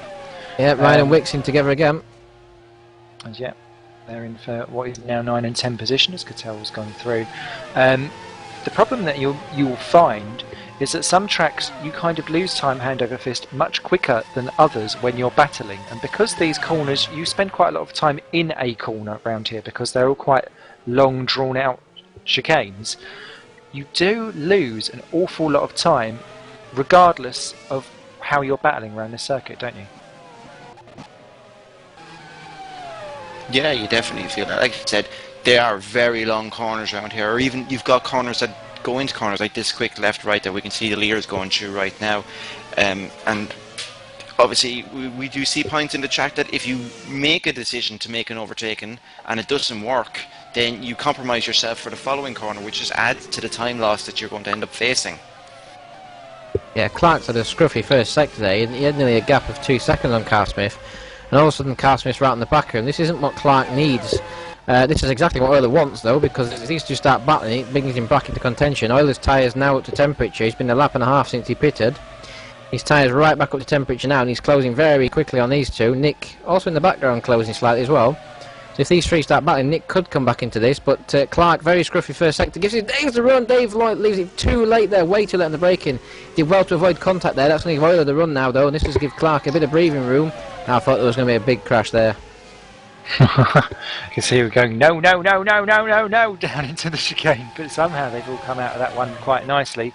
OJ Clark feeling the need to run right the way up to the pit wall. There's no slipstream going on there, OJ, but never mind. Dave's on too deep again. This is going to let Euler through for sure. Euler does take second. What on earth happened there for OJ Clark? It was a bizarre line down the straight, let Dave alone Carsmith getting down into turn one, and Euler's through then into second. Carsmith down to third. Has Clark got some kind of problem? Maybe he slipped on a brake or something like that and he got stuck? Who knows? But whatever that is a gift for Lucas Euler, because now, with all pit stop aggregated, with one still to go, Euler has track position, and that is king. I don't think OJ did anything wrong. He just braked and Dave left it way too late in my eyes. That's all I saw. I just think it was way too late on the brakes from Dave, and once again he's trying to get very late on the brakes and come back at Euler now. But we saw it at the Vidal chicane, and Euler gets a big twitch on. This has given Dave a run. You want to watch this? Dave's now right on the back of Euler, applying the pressure to Lucas, and it was the other way around a moment ago. Dave's got the run now. He hasn't got the top speed though, looking at it. But we know how late he's on the brakes. We've just seen it, and Euler goes a bit wide. He's in the dirty air of Clark, of course, but so is Dave of Euler. But now Euler's the one applying the pressure. He's got the run on OJ Clark coming down into Vidal chicane. Clark's going to have to go defensive now, coming down into Vidal chicane. He's got to stick to the inside. No, he's left a gap. Euler's going to go for it for sure. And he does go for it, and he goes into the lead. Clark, big mistake there. He needed to defend that. That's gifted the race win to Lucas now, because that's it now. We've all got one more stop to do, and Lucas is in the lead. Unless OJ can retaliate straight away, he's just gifted Lucas that win. Poor defensive driving there from OJ Clark. Damning from Mr. Morris. Dude. Try again going into turn one. Yes, he's going in deep. The lad must have a leprechaun chained up in the back of that car somewhere. The amount of luck he's running through tonight. Problem is, Euler's gone Did though. you gift him it? Luke, mine's gone missing. Dave's seen what Clark did. He's thinking, what are you doing? You just let him get away with this, and he doesn't want that to happen. So Dave's just gone straight by Clark to say, I'm going to get after Euler, and if you're not bothered about this win, because I certainly am, because Euler, OJ Clark there's just, I don't know what's happened to him in these last two laps. He's just give up. He's just dropped right off the pace, and he's just said, yep, go through, I'm not interested in this anymore. So very strange driving there from OJ, but that's just gifted. I mean, look at that, he's 1.5 seconds in front now, so unfortunately that could be it. James Shepherd into the pits from 6th position. He's one stopping. He has not stopped since the opening lap where he had to come in for repairs. So that is why he rose up to an amazing 6th position. The thing is, he's going to rejoin in 6th position. So that's worked out perfectly for James. And he didn't have much of a time drop off either, because his lap 2 laps ago was a 1:28. So he really has made the tyres work perfectly. So yeah, I'm surprised at the huge disparity that you've got here of people going for 3, 2 and 1. A real selection. It's like a box of Quality Street. Well, James would be the only person on the grid to go for one stop, wouldn't he? I mean, he always does go for a exceptionally long strategy. So we knew that he was going to be going long for sure, starting from the back, but one stop's very good. Probably on the primes, I would have thought. Possibly on option, because they do last very long round here, as we say at the beginning of the broadcast. But the only thing I was surprised at was the 2 midnights going free stop. That really shocked me, but you got to say at the moment it's working, because everyone else is just, with the mistakes they're making. I mean, if Dave hadn't had that spin early on with James, he would have been way out in front now. Yeah, I suppose that is the thing. Well, you could even say it'd be interesting to know where Carsmith and Shepherd would have ended up had they started up the field where you would have expected them to, and what kind of race we would have had between. Would have been great to actually see maybe the mixture of 3, 2, 1 right up the front of the grid, rather than seeing their races compromised by having to race from the back. Wow. Well, it all shows. It's a luck of the draw from the very get-go to the absolute end. Nick Rowland now just 1 and a bit seconds behind OJ Clark, and that's closed right in as well. Clark about to be eaten alive by Nicky Poos, who's been extremely aggressive on the inside curbs on some of these quick chicanes. That may help him long term, but I always find that a wee bit risky if your car's not set up to deal with the bumps. Just 8 drivers now with Cattell on the lead lap.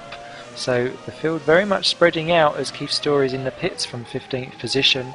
And we've lost Christoph Lichtenstein. He's retired with an engine failure in the Green Stripes Racing, and he's not been remotely near his teammate's pace at all in any of the races that I've commented on. But normally he does seem to get it home, so unfortunate there for Lichtenstein. Yeah, Dave's not giving up on this at all. I was saying a minute ago the race is over. Dave's actually clawed in. He's closed back that gap now to Euler, and obviously they've both got one more stop to make. He's really trying hard to close back. It's averaging about a second as they go around the whole lap. So if Dave can hang on to this, the problem is his tyres are older than Lucas's, and Nick's very close to OJ now. So you got to believe his tyres are getting bad as well. And it's a similar strategy length to Clark. Dave Carl Smith. Nick got on the inside there of Clark, or trying it, and he's got to run now into the bottom hairpin. He's going to try and go around the outside. We saw this earlier actually with him and Lucas, and Nick kicks the rear end out there. That's ruined that move. I'm sure they're all in the comments together that they know from the moment Lucas got through, they know that OJ is probably weak on the brakes and willing to let you go by if you can really stick it down. So I'm sure they've all got the message. Oh, there we go. There you go. Weak on the brakes, run too wide. Simple. I mean, it's the simple little things like that hurt you in the end. And these are the things that OJ needs to sort himself out with. Let's see if he can come back here into the VDOF. But you don't think, judging by what we've seen, that he's got the confidence on the brakes to really just stick it down the inside of these guys. So how much of that is actually then to do with how your car and your R&D is set up, and how much of that would be specifically driver? Because if I was running a team, putting my team boss hat on, if I knew I had specific weaknesses, I don't know if I would cater towards trying to develop my car around my weaknesses so they're not quite as weak as what they would be, which in my driving might as well just throw the whole thing out and just give me a matchbox. Or you would play to your strengths and just, I don't know, tamper up the straight line speed. How would you play it as a team boss? Because that's the beauty of GPVWC. You've got this array of options that you can really tailor things to. Well, if I'm honest, obviously having run Drake for most of the year, there's very little you can do in terms of braking that will affect the car. We've always had a good car on the brakes all year, and our car was quite significantly behind the midnights early on in the year, and the biggest difference I felt with the upgrades was just generally mid-corner. The grip mid-corner was substantially better. Now obviously that could affect the braking slightly, because then you've got the mid-corner grip, so you can carry more speed on the brakes possibly. But with that Red Archer car, that's as good as, if not better than, the midnight car anyway. Or Dave's car in front of him. Dave's car's well behind on upgrades compared to the guys he's battling with. So Dave is once again the driver of the race here, because his car is so far behind the other guys' cars in terms of upgrades. He shouldn't be there anyway.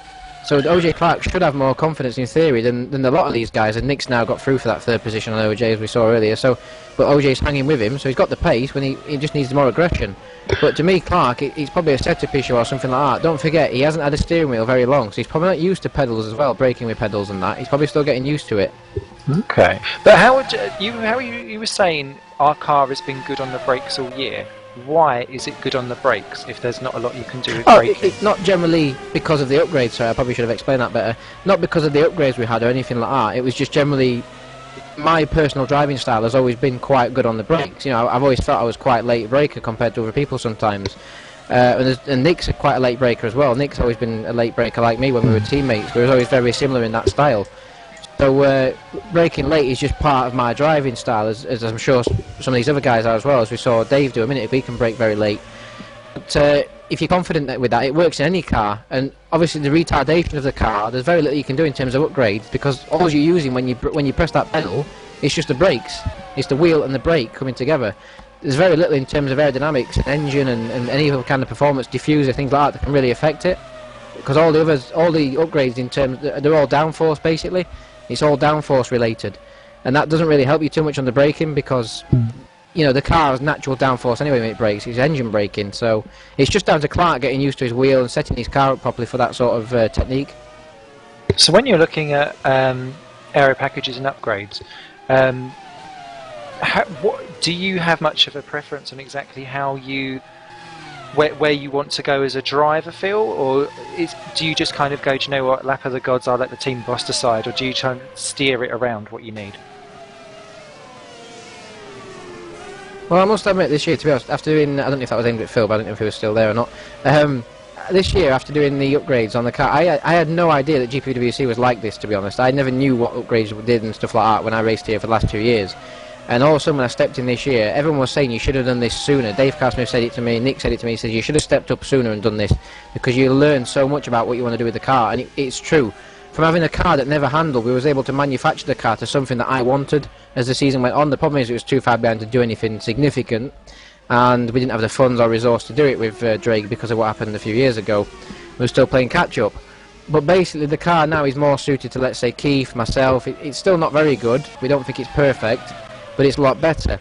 But if you drive Dave's car, for example, it's very twitchy on the front end. He's got a lot of front end grip because that's how he likes his car. And you can see now he's in the dirty area of oil. It's making hardly any difference because he's got that front end grip in the car. You can basically tune the car to how you want. With with the aero, you can put a lot more on the front wing or the rear wing, depending if you want understeer or oversteer. Fantastic. Lap 39 then. We're coming to the end of. Still Lucas Euler, well clear of Dave Carr-Smith, who last pitted on lap 21. So he is very much due to cup up everything behind. Sorry, I didn't mean to say well clear. I mean just right behind. But no, he's due to pit very shortly. Nick Rowland then in third position, 6 seconds down from OJ Clark. That gap now up to 1.3 seconds. Ruud Heasterbeek is 24 seconds off our leader in fifth position for Nijo, ahead of James Shepherd, our sole one-stopper. Bart de Vos is in seventh position, the last unlapped runner, ahead of Simon Cattell, who's in for his third stop. And that's very early because he's not long been in on lap 29. So is he four-stopping Cattell? God knows what's going on there. David Stanton then is in ninth position for Constant, ahead of Kieran Ryan and Mark Wicks. So David Stanton, while all that's gone on, has cleared that battle, which is still going on. Mark Wicks has dropped slightly off the back of Kieran Ryan. But yeah, David Stanton's had the pair of them. So Mark Wicks, I don't know what's going on there, but he needs to get his temper on or something. Lewis Redshaw is up to 12th, and he is closing down that Wicks and Ryan battle very quickly. So sooner or later, those two need to sort it out because they're going to end up battling outside of the point after spending the entire race battling on the outskirts of the top 10. Tom Parker is in 13th for Woods Racing after his clout earlier on with Dave Carr-Smith. Then Mark Fuller is 14th, still 1 lap down. Then 2 laps down, David Junt 15th for Red Archer after more dramas on the opening sections of the lap. And Keith Story, our regular drama on lap 1 for Drake, 2 laps down, our final runner so far. So one final third to go. How do you see this one looking, Phil, as Mark Fuller pops into the pits? Well, obviously it is going. I know it's going to sound a bit cliche, but it is going to come down to this final set of stops. You just have to wonder when Lucas does make that his next one. Can Dave, with a bit of clear air, get out there in front? Because you do have the feeling that maybe if Dave can get out there, he could really put the hammer down and get himself that bit of extra space. But it's really between these two. I think obviously as Nick, we've OJ in the pitch there. Yeah, that's OJ's. Oh, it's the second stop, isn't it? Yes. So obviously we're probably expecting Dave Carr-Smith now in the next few. But yeah, Lee was going on and saying there, Nick just doesn't have the pace, and you got to wonder, especially from the moment that Lucas went by and Lucas started pulling away. How's that got to feel? I mean, when you see your teammate blast by you and you can't do anything about it despite your best efforts, and just to see him drive away. And when you do lead a race early on, you get that feeling. You start thinking, I have a chance to win this. I can win this maybe. And then just to end up just being dropped as he has been, it's a bit of a kick in the gut for the poor guy. Yeah, Dave's pitting this lap, and one thing I was just about to say, Nick has got the pace. His actual lap time is only 2,000 slower as Dave. I expect to pit this lap. Yes, he does. There he goes. This could be an advantage for Dave now. Dave's in the prime position because Dave's going to come out on new tyres. That'll mean he'll be very, very quick in the next few laps. Now Euler's still got a good 4 or 5 laps possibly until he has to pit again. Now Dave will come out in the lead. Out of all this, Dave should be in the lead when this finishes, unless Euler's been saving some pace, but I doubt it. I really doubt it. So Dave should be in the lead when all this works out. Can he hold on then? One thing I was going to say about Nick has got the pace of his teammate Euler. His fastest lap is only a few thousand slower. The problem is, the thing you see between a brilliant driver and a very good driver is the fact that Euler can do them times pretty much every lap. Nick's doing them every 1 in 5, let's say. And that's why he's 8 seconds behind.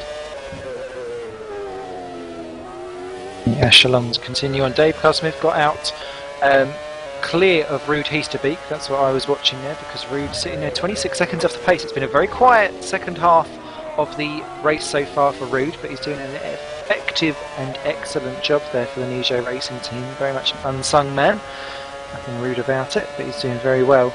OJ Clark come out from his pit stops behind him by 5 seconds. Now, of course, he needs to pit again, but still there's a little bit of battle to be potentially had there as they all cross up. Still Mark Wicks all over the back of Kieran Ryan, but nothing doing there, unfortunately. Mark Fuller and Keith Story battling over the last position for ST Racing and Drake Racing. They're having a bit on scrap, just like they're battling over a points position, but sadly it's over 15th and 16th. Neither have had any luck on their side today. Yeah, Dave's already taking time out of Euler. He's already took a good 5 or 6 tenths out of him on this lap from what I can see. So, you know, you got to... Oh, Kieran Ryan's off. Second. Sorry to interrupt there, I just clicked on Kieran Ryan. He was off and away, down into the hairpin. He lost it on the exit all by himself, slightly touches one of the barriers. Amazingly, what is it with these front wings today? It's just sitting there. Oh no, it's off. It is off. Yeah. Sorry. He's gone a bit topless, but sadly, that means a pit stop for Kieran Ryan. And well, Phil, you've said all day that car has looked evil with evil eyes. And just about keeping it on the tarmac. That unfortunately looks like it's bitten him back. Well, it was eventually going to bite me in the ass, and the battle for the lead is going to be interesting because in my eyes now, with how close it was before they pitted, it was like what, half a second between Carl Smith and Euler. In my eyes now, Carl Smith should be in the lead now, effectively, because he's 21.5 seconds behind, sometimes a bit lower. And it was at least 22 odd when he came out the pit stops behind. So Dave Carl Smith's put in the fast laps now. And the good thing for Dave is, and the optimistic thing for us, is that the fact that we're going to see a battle.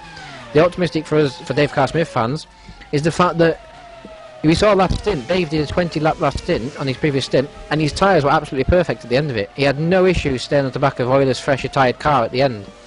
So he's got no issues with longevity in the tyre, that's for sure, and he's only 20.8 seconds behind now, so Dave Carl Smith is the effective leader of this race when the pit stops shake out. Wicks has now obviously been letting some clear air now. Kieran Ryan's spun, so that's going to we'll see what sort of pace Wicks he can do now he's on his own. Yeah, I think Dave's leading this race, and Nick should be okay for the third position, but Clark's lapping pretty quickly as well. If you're Lucas Lee, I suppose you're the one who's raced these cars more than myself, obviously, and Simon, so you're the best one to ask. If you're Lucas and you know that Dave is pacing you, do you come in a little bit early just to try and curb some of the gap that you're going to face when you come out, or do you just stick with your planned strategy? What would you be thinking now if you were driving that midnight car? There's two sides to it, really. If he pits early, which he mightn't do because his pit light's on now, so he could be taking your advice here. There's two sides to it, there's two benefits, so there's a benefit in either one. If you pit early, you might get track position, but if your tyres wear off too quick at the end of the stint, then he's going to get past you anyway. And the other one is, if you pit later, you will have a very short run to the end and very fresh tyres when his tyres might not be at the best, so you could retaliate later on. It's like, do you take it all now or do you take it later? You know, that's the gamble, isn't it? You don't know what's going to happen. But we saw a minute ago when Dave was trying to get past Lucas, he couldn't do it. So if Euler can get track position, now we'll see if he takes your advice. Is he going to peel right? And yes, he is. So Euler's taking your advice. The problem is the gap's down to 20 seconds, so he's lost his lead anyway. So pitting early is not going to help him in the long runs at all. 18.4 well. The gap is. This is going to be close. Nick's in as well. So can they get Lucas turn? Yeah, it should be okay, shouldn't they? But they need to get Lucas turning around pretty quickly, doing the midnight team. And Nick's coming very quickly to the pit lane there. That could be a speeding penalty there. Now Euler needs to get on with this. And Dave Carl Smith's on the main straight. This is going to be very close. Oh, is he? Actually, Dave looks like he's going to be too far behind. So Euler has got the track position, what he wanted. So he's taken your advice, Phil. But the problem is now, can he make those tyres last to the end? Yeah, well, battle joined as Ledyard might go out, but battle joined. Yeah, it's terrible. But this is key now because Dave's tyres are up to temperature. Dave's tyres are up to temperature. Lucas's aren't. Now Dave's got the run. Can he do anything with it? He's going to launch down the inside, but Lucas takes the wide line. Now this will set him up for the exit. So Lucas has got to keep it tight. He's got to keep it tight and make sure he plants the throttle nice and early, and he does that. He's got good grip on those new tyres, and Dave can't get the run on the exit. We know how good Dave is on the brakes, though. Is he going to lunge? No, he thinks better of it. Could see something at the Vidal chicane again, boys.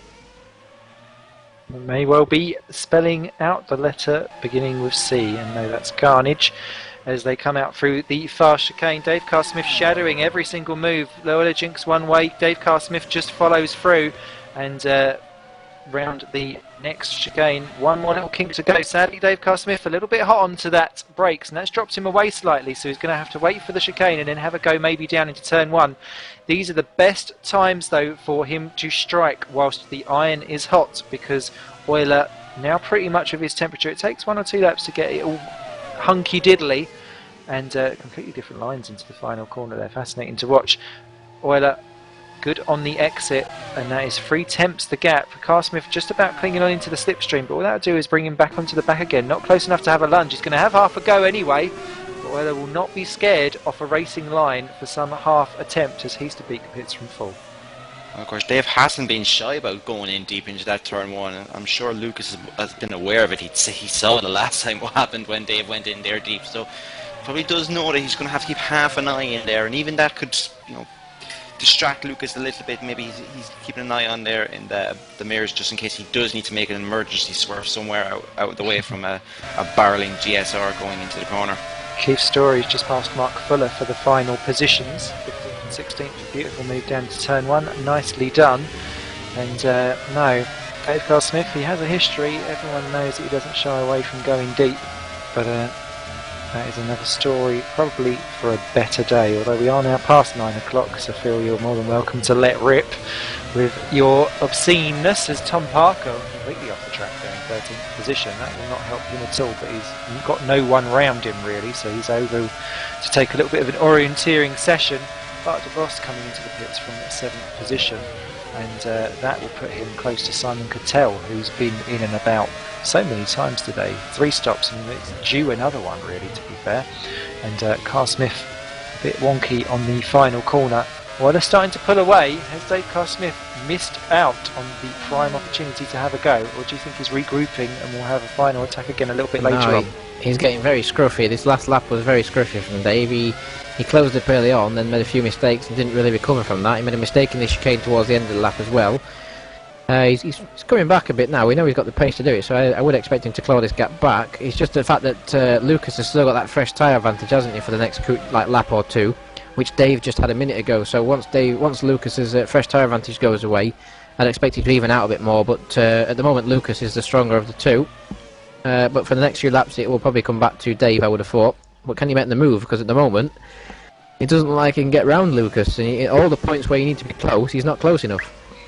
Wicks in the pits from 9th position in the second of the Kernos, and it's going to be pretty close between him and David Stanton actually, for who's going to actually come out on top. Stanton wiggling round the final corner. That wasn't an apex. I dare you to treble it, but Wicks has got it, and that's a switch back of position because David was ahead of Mark earlier on in the race, so that's worked out beautifully for him.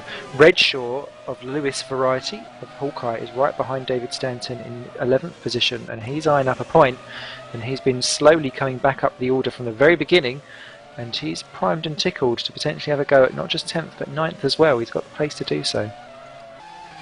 Yeah, it'd be great for Wicks to get that 9th position. That'll be a great result. Obviously he's getting higher and higher every week now. He's only he was half a minute behind his teammate, who he still think's got to pit again, so he's very close to Cattell as well in this race.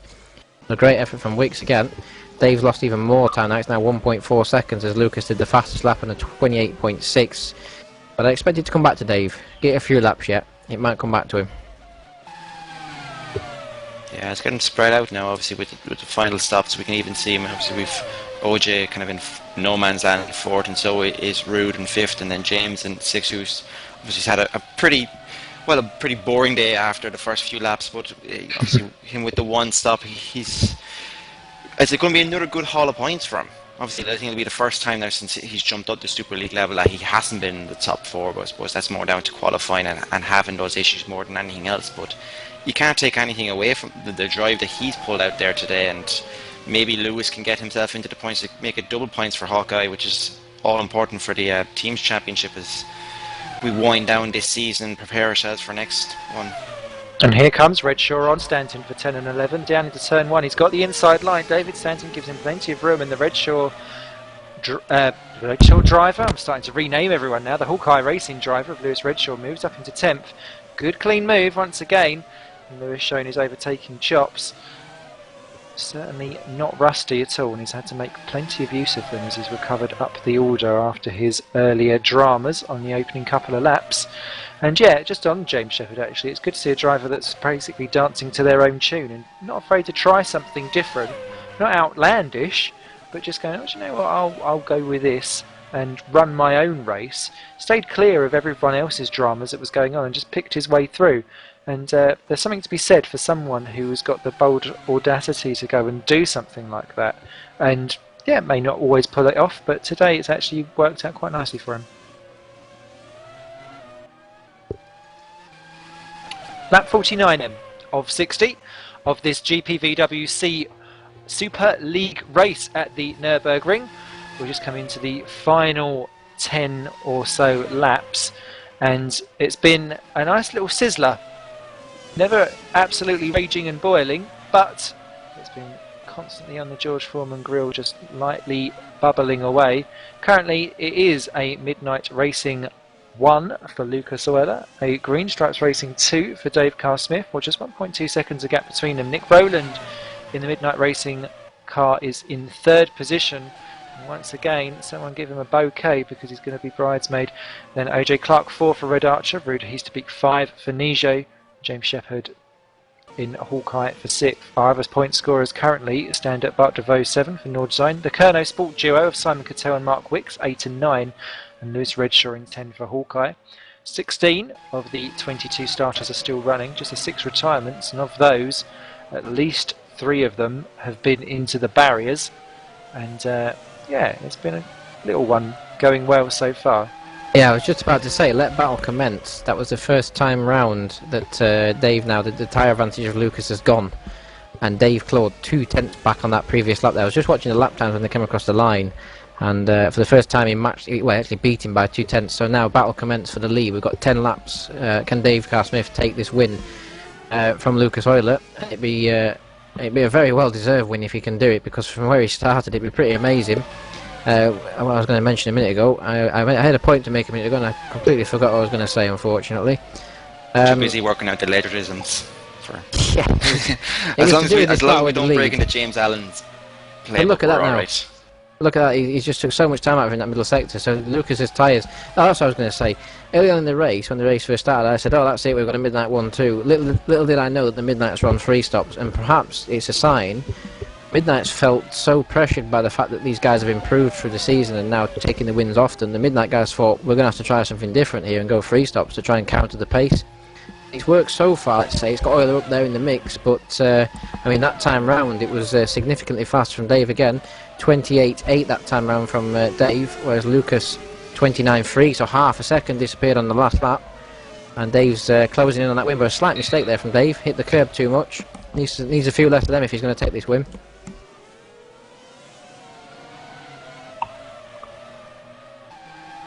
The gap as they cross the line, under a second. Let's see if it gets a frothy coffee. What else is going on? I think everyone else now has pretty much petered themselves out into the positions where they should be, unless they have any dramas. The only thing that I could see potentially happening, Lewis Redshaw, is eating into Mark Wicks, and that will happen into a battle, probably around lap 54, 55. So last minute shenanigans for those two, but the battle firmly up front then. Lucas Oiler versus Dave Carr-Smith. Dare we take a vote? I'll go first. I might as well go first and try and break the ice here. I think Lucas will do it. I think Dave can get in close. I think Dave is going to be maybe marginally quicker, but Lucas has been pretty good at placing that car. We saw that at the end of the last stint, and unless Dave goes pretty banzai, and while he has gone in deep, I don't think he's going to go in and take out Lucas or risk that sort of thing. So I think Lucas is going to do it. I think Lucas wants this to win this home Grand Prix, and he's not going to let Dave do it. That's a good shout. I'm just wondering what tyres they're on, because it just seems very strange how, you know, a car that, I mean, obviously that car's got more downforce, what Lucas has got. Dave gets in very close. Look at that. He's just closing so much. But it just seems strange. But obviously the Midnight car's got a lot of upgrades, which could basically, the more downforce it gets, could be eating the tyres more. Well, it will be. For, you know, it's a fact, isn't it? The more downforce you have, the more power, the more power pounds per pressure you put on the car, on the tyres, and it's eating them more. And look what it's done, it's just given Lucas no grip whatsoever. He's only been on these tyres 6 laps and they're gone. And Dave is all over him now. I mean, obviously Lucas had a bit of trouble with traffic there, but this is it. I mean, I was going to say it's a good shot that Oliver might be able to hold the lead, but that's Kieran Ryan. What is he doing? Just let him by. It's simple. Blue flags. But yes, Dave's now right on the back of Lucas, and I'm going to go with Dave now because I think Lucas's tyres are in shreds. We shall soon find out. James Shepherd sets the fastest lap on his one stopper just off of your screens there. I have to say, I'm going to give Kieran Ryan Moose of the Race Award. That's disgusting. Here he comes. Dave Carr-Smith pushing out to have a go. He's going to have a dive down into the Velo chicane. He's through.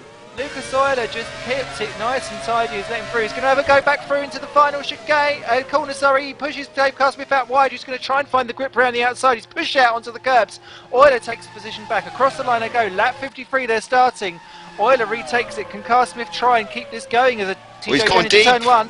He's going very, very deep into Oh, the... contact. Oh my goodness, big contact between the two. He's going to let him Euler through. pushed right He's letting him out. through, is he? Not sure. He seemed to ease off pretty quickly there.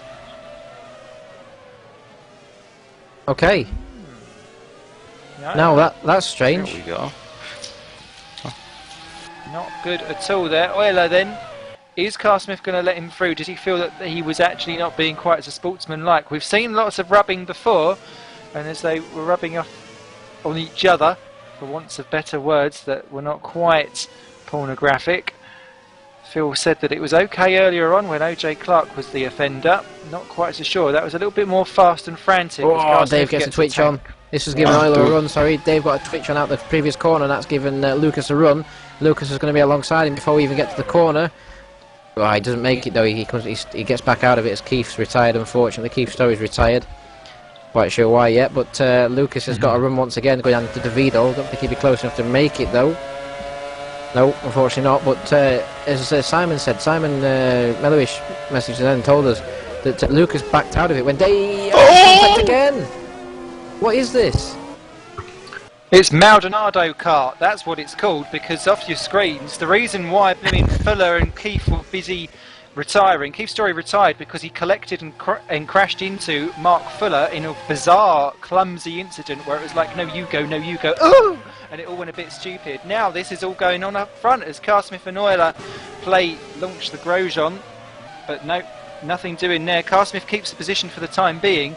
How they've still got all their wheels and wings on their car, I've got no idea. Someone's obviously made this out of plutonium or something.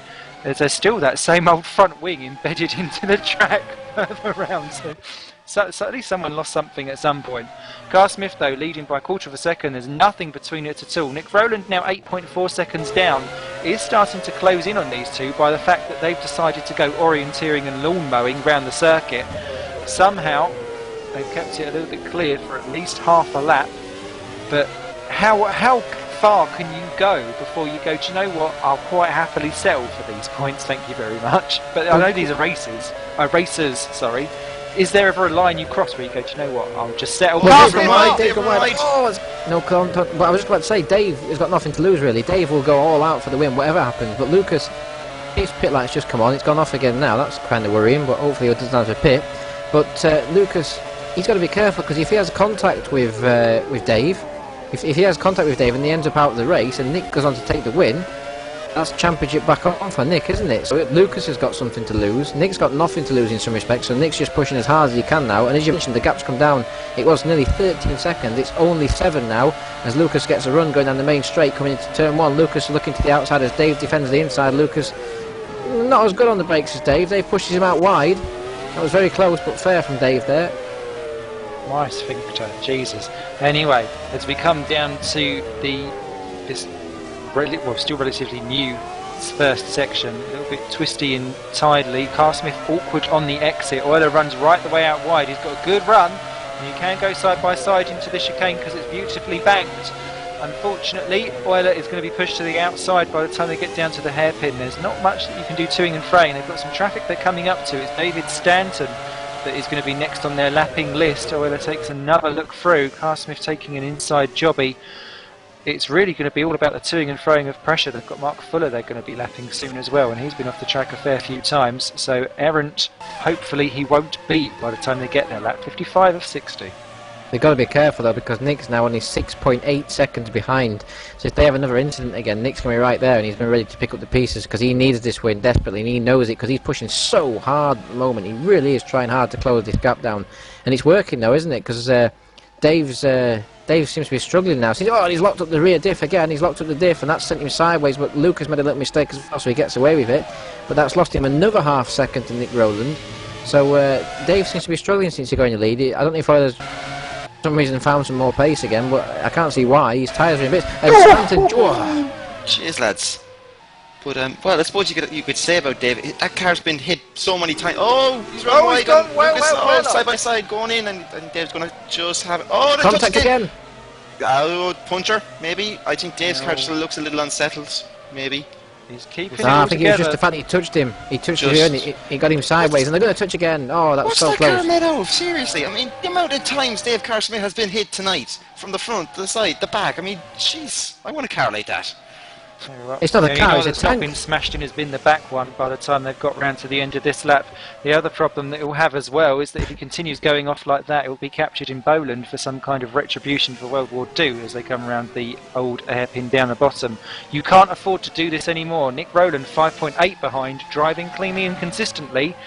He's going in over a second a lap, closing down. We could have a freeway finish before you know it. I'm sure the thing is because obviously they all run in the same chat room on TeamSpeak. Nick will be well aware of what's going on ahead. He just needs to look at the times to see that he's gaining. He's probably hearing the little bits of comments coming from between Lucas and Dave. Probably the little sorries and I didn't mean to do that and no, you sir, please first. And I'm sure that alone is going to be spurring him on to chase down these two. I bet there's nothing. I've been in that channel before in the racing. It's just silence. It's pure silence. There's nothing at all, and it's very strange. Like you said, they're all in the same channel. I think it's just for information they do that, to let each other know, oh, I'm on a two-stop, you're on a three-stop, you go through sort of thing. Don't ruin each other's race. But at the moment, they're both ruining each other's race. But they seem to have calmed it down this last lap or so. Lucas, you can see he wants it though. When he fell into second, I thought he'll play the safe game now and look at the championship. This is his home race, isn't it? He wants this win. Absolutely. Carr-Smith keeping the advantage. They go silent because you become so focused and so in the zone with it. Rowland losing time at that lap round. Now up to 6.3. That could be his opportunity gone, sadly. I was going to say, Chase, I'll never get a job with that team then. I chat way too much during a race. Anytime someone comes near me, there's a couple of expletives going on. So yeah, I don't think I'll be getting any job applications approved at Midnight Motorsports anytime soon. You come with a PG-13 rating before you get taken out of the box, you do. It's all in good taste. It is all in good taste, even if it is a bad taste jobby. As Carr-Smith and Euler, nothing separating them at all. Going down now, 3 laps to go. Once this one's completed, and it is all to play for. Do you sit and wait behind and then do your lunge on the last lap down to turn 1 at turn 1, on the final lap? So that you can then hold it off? Do you then wait for the chicane and do one last lunge? There's too many places where you can get someone back. You really have to time it like a high-speed battle of chess, and this is exactly what's going to be happening as Carr-Smith goes defensive down into 1. He'll do his old running out wide and missing the apex jobby, pushing Euler right out. Euler's keeping the move in, side by side they go again. He's going to have the inside for the next one. Carr-Smith will try and run ragged round the outside, keep it for 3 because he'll have the inside for 4. Fantastic grip from Carr-Smith. God knows how he kept that one together. It's the acute angle Euler had, isn't it? Lucas couldn't put the power down because of the corner, whereas Dave had the wide angle and he could use the camber of the corner. We saw that with, was it Hamilton and Alonso last year at this track, where he was able to drive clean around the outside of it. It's the camber of the track and the new tyre, the fresher tyres, let's say, which Euler has on, which has helped him there. But one thing I was going to say, I'm going to change my bet for this race. I'm going to put my money on Nick Rowland in third, because I could just see these two taking each other out. I really can. And if you're going to make the move on the final lap, it's got to be at the Vidal chicane. It's got to be. 'Cause especially with how closely matched they are. You see when one overtakes, the other one retakes again. So you basically got to do it. I mean, look, Dave's gone wide again. So if he'd have made a move in turn 1 now, for example, like it's just happened, Euler's now going to get a run into the Vidal chicane. Or would do, let's say, on the final lap possibly, and maybe have a lunge. So you've got to do it into the Vidal chicane, because there's no way back from there. And Dice continue Just to a go. quick look down the grid there, just to keep an eye out. I know it's not for points, but the Woods boys are fighting it out for 12th and 13th, and the way their days have gone, that could also end up a bit messy as well as what we have up front. And there's Yeah, Heaster, Beacon, Shepherd as well. Yeah. 5 and 6 there, side by side, just a tenth between them. So they're all starting to close back up again. As in fact, James Shepherd is having a go down the outside of Heaster Peak. Heaster Peak's gone in deep. Shepherd's gone round the inside and he's taken him round the far chicane. Good chess manoeuvring, getting your car in the right place there. And Shepherd goes up into 5th. Somehow, amazing grip on a one-stop strategy. He's made that work to perfection. Heaster Peak down to 6th. Bad birdie. Yeah, look at his time. Look at Shepherd's time. 28.1. Nuts. If he'd have done that, he'd have won this race by miles. The Woods The Woods Racing lads are guys going have at it, collected yeah. each other down at turn 1. That's not worked. Kieran Ryan pushing Tom Parker off there, confirming his award that I gave him earlier on. So they've been, well, no wonder they're teammates. They're practically married by the time that they've spent that much time together. But sadly, that has ended up game on for Ryan, game off for Parker for the time being. And now Carr Smith and Euler have got Lewis Redshaw to lap. So the next drama with just one to go after this one. Yeah, we've got to look out for James Shepherd in future as well with that sort of pace. He'll dominate races with that sort of pace. I mean, it's unbelievable. It's 7/10 faster than everyone else. Sorry, Phil. Oh yeah, I was just going to say that Lewis let him straight by, and with Lewis doing that, he's more or less given up on chasing down Wicks for 9th. So Kernow, I got to pronounce that right. I should, because I'm the test driver for the team. I was just calling him Kenrow at the start of the season. I was getting the R and the N mixed up, but they're on for a double points finish now, and it'll be a great day for that team. And obviously Hawkeye need those points. That's also a very important move by James en route, because those teams are tied, if I remember correctly, from the teams championship. So that's obviously going to put Hawkeye ahead. Final lap, sorry, and Euler got a big twitch on there. That's cost him coming through there, but he's closed it right back in. We are on the final lap now. I forgot about that. So it's up to Euler now. He's going to save it for the Vidal. He's just tried into turn 1. Dave defended. Could be the Vidal. Could well be indeed. It's all setting itself up for one final move of checkmate into the final couple of curves. Dave Carr Smith held it beautifully on the inside down into the final curve. Euler went wide to try and get cut back through again, but Dave Carr Smith has that uncanny knack of managing to slow his car down perfectly, to just be right there on the apex so that you can't really do anything about it except look a little bit clumsy and like you've been made of round tree jelly as you kind of wobble a little bit in the middle. But he's busy wobbling himself right the way out to the outside curves, and Euler knows exactly where it is for the right opportunity to make the move. No, he's not going to do it. He's too far back, isn't he? Yeah, Lucas made a mistake in the chicane. He got on the curb too much on the first part of it, and it wobbled the car, and he's lost the run now. That's it. Dave's got it. Well, there's Mark Wicks up ahead. We know his bad streak. He could have some kind of obscure problem. Euler going right into the final chicane, trying to basically jump it through. Carr Smith runs out to the final corner. He's got it, and a tank slapper by Euler, but that's not going to affect anything. Dave Carr Smith takes the win from Lucas Euler. 0.2 of a second. The final gap of barely a whisker after a classic battle. It took a while to heat up, and no one thought it was coming after starting from the back of the grid. He was involved in so much trouble and tribulation, but he made it work on a 2-stop strategy that was quite frankly superior to the 3 stopping midnights. Euler second, then Rowland third. OJ Clark comes in 4th, good move and result for him. James Shepherd coming across the line in a stupendous 5th, again from the back of the grid on a 1-stopper. Good stuff. Ruud Heasterbeek just pipped to the post for 6th. Then 1 lap down, Bart DeVos 7. Simon Cattell will be 8th and Mark Wicks will be 9. The 2 Kernows still yet to come home. So a double points finish for them. So great stuff for them. And Lewis Redshaw picks up the final point, 2 laps down in 10th position. Your other finishers, David Stanton 11. Tom Parker retook Kieran Ryan for Woods Racing, so he missed a bit of drama there. And 3 seconds were between them at the end, so something tells me there was a orienteering excursion going on. 14th will be David Junt for Red Archer. 15, our only finisher, will be Mark Fuller, 3 laps down for ST.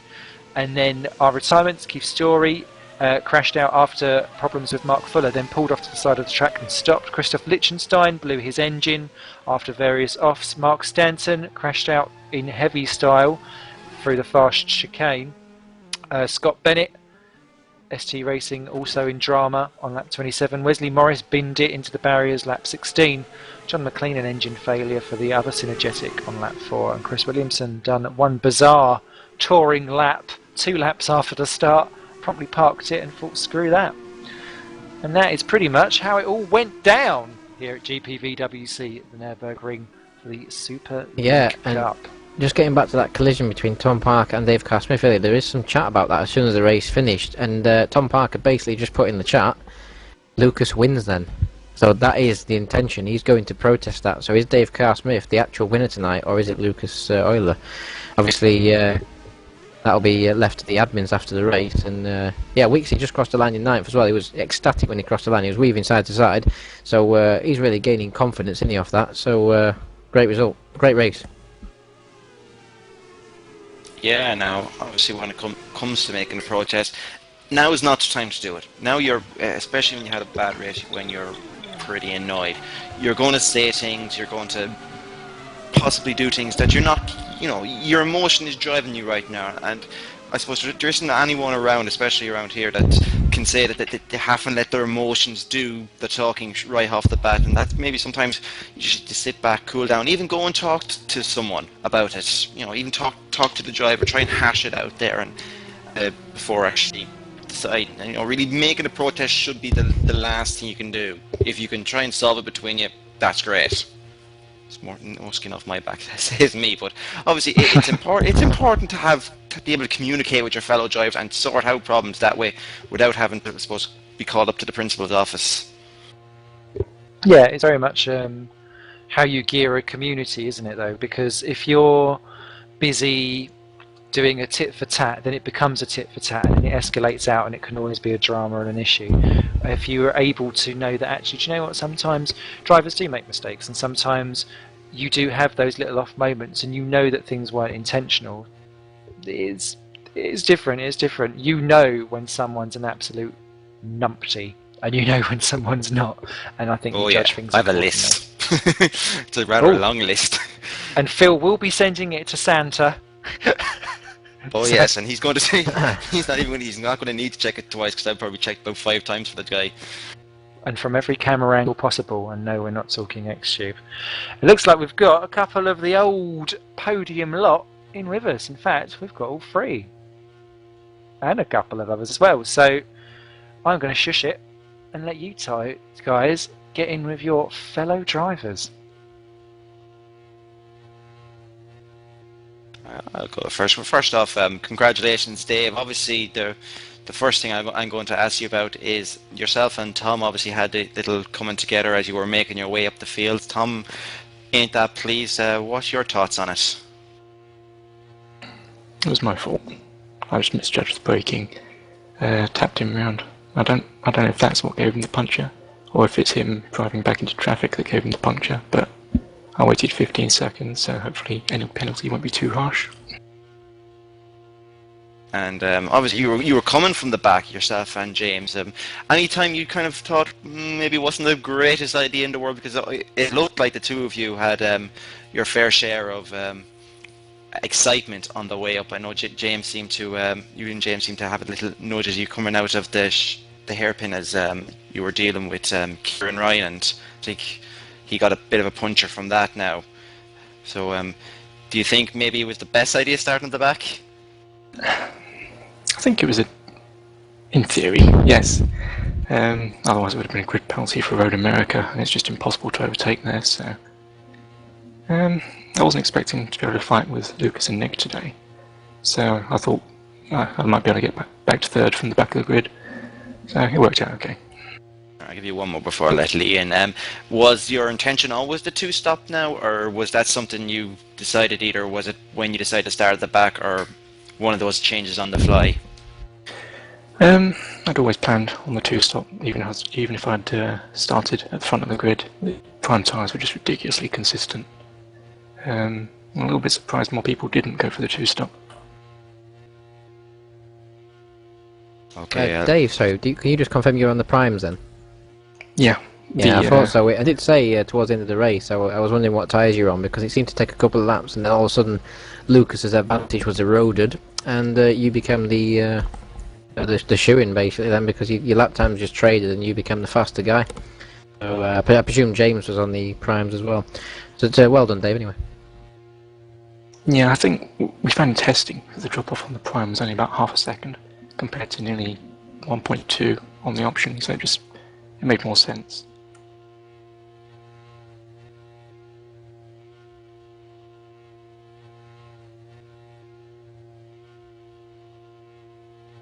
So moving on to second place man then, we've also got Lucas in the booth.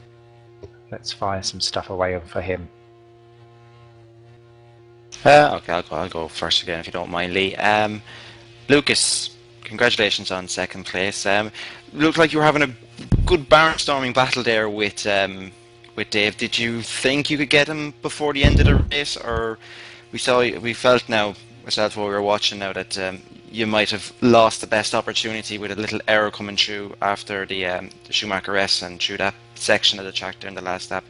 Did you have anything for Dave in the end? Well, actually, in the end, I was surprised Dave wasn't pulling away, to be honest, because I knew I even pitted one lap earlier on my last pit stop. I thought I was trying to make my advantage in the opening laps of the stint work, and then tried to defend it till the end. And I was pretty sure once he overtook me, he would get away. And yeah, I was staying with him, surprisingly, and we had a good battle, some nudges, but I think it was all okay. And yeah, I suddenly got understeer in that long right-hander, and yeah, otherwise there might have been a chance because I was very fast through the chicane, so a last corner Rossi-like attack could have been possible, but I made the mistake, and yeah, I'm pretty happy with second because the race was quite tough.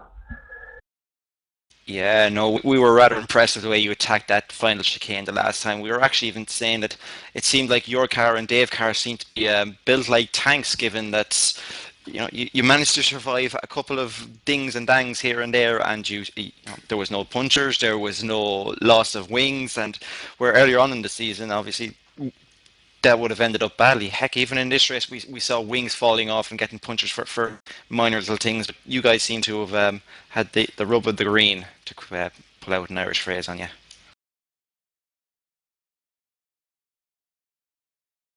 Certainly getting the rub on something.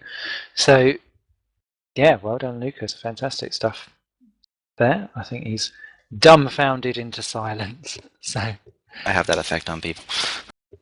I thought that was just the vodka. Who else have we got in here? We've got Nick Rowland, our third place man, who must have a Christian Dior shop open of all those bridesmaid dresses he's got. But once again, effective point scoring stuff. Phil cross-examined the man himself. All right. Nick, obviously, congratulations on third position. Did you feel at any point you had something for the two lads ahead? Obviously, you led the first part of the stint, but once Lucas got by and you lost the time, you just seemed to lack that consistency to stay with the two guys. No, as soon as Lucas got by, then that was pretty much my race done. There was nothing I could challenge Lucas, and to be honest, I'm shocked that Davey was even able to get to us, let alone past Lucas. And in some respects, I've cost Lucas the win. So I'm angry at myself in some respects, but I'm also sort of pleased I did get the podium. But more than anything, I'm angry with myself. Well, we were actually wondering at times whether your battling was a case of going to cost you, obviously, but obviously it's nice if you were able to pull one up on your teammate as well. I know the gap in the championship is pretty big at this point, especially since you had to miss that and Vort, but it would have been nice to pull one over on Lucas, especially at his home track. It would have. I mean, obviously the start was great for me, and I pulled out to about, I think it was 4 or 5 second lead. And as soon as Lucas had navigated his way around past Rude and OJ, I just saw the time come down and down and down, and I had nothing. My car was. I've struggled for 5, 6 races now, and I still cannot figure out why I get this understeer in the mid part of the corner. You probably saw even when other people were chasing me, that right in the mid part, or basically on the apex itself, my car goes dead, where everyone else can carry the speed. and I've not to this day been able to find out why it does that. And it just proved again when Lucas was trying to pass me, he was able to carry so much corner speed that getting out the corner, ultimately why it made the mistake. I was looking to the right hand side of the track, expecting him to go all the way around the outside, and got the S a little bit wrong, which allowed him to slip by. And from that point onwards, I was just trying to control my car. And that's what it felt like, constantly trying to control the car. One final one for you. Were you aware in those final few laps about how Dave and Luke were actually going at it? Now, I was saying there to Simon that I would have been interested to hear in the group chats of what might have been going on and whether that would have been spurring you on. But Lee was saying that you guys are usually very quiet in chats. So were you aware of them rubbing and banging wheels up there, or? I think throughout the whole thing, and they've only spoken 2 or 3 times. I saw a gap and the time coming down, but I knew that was the gap with them 2 battling. It wasn't me doing anything. And I didn't even continue to push because at that point, for the last 10 laps, I just thought I'd cost Lucas this. And I just thought I'm just going to sit off.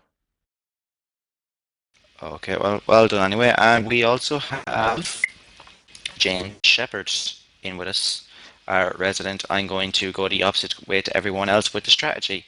It was a great drive back through after a bit of a dodgy first lap, second lap there, where you ended up with I assume it was a puncture, yes, James?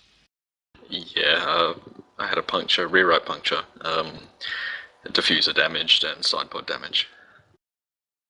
Right, well, still, even with obviously that and obviously long pit stop, to drive back up to 5th place, and it's an important move you pulled on Rude, which will help the team in the team's championship because you went in equal points with Nijo. So obviously your result and coupled with Lewis finishing 10th is good points for Hawkeye. Yeah, of course. The aim to finish is to finish the season as close to the top, obviously, but we've set a few targets, we've set a few teams as our target, and we're almost there. I sort of have to try to make myself finish 4th minimum every race, but Lewis coming through and scoring some points today has really helped us, so we're still on track for our target, but we're very, very marginal. I need another podium or something before the end of the season if we're going to make it.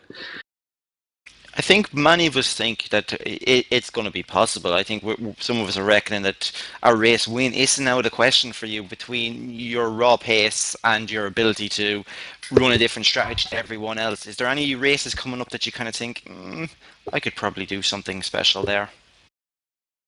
Suzuka. I love the track, absolutely love the track, and I have a feeling that Midnight will suffer a lot.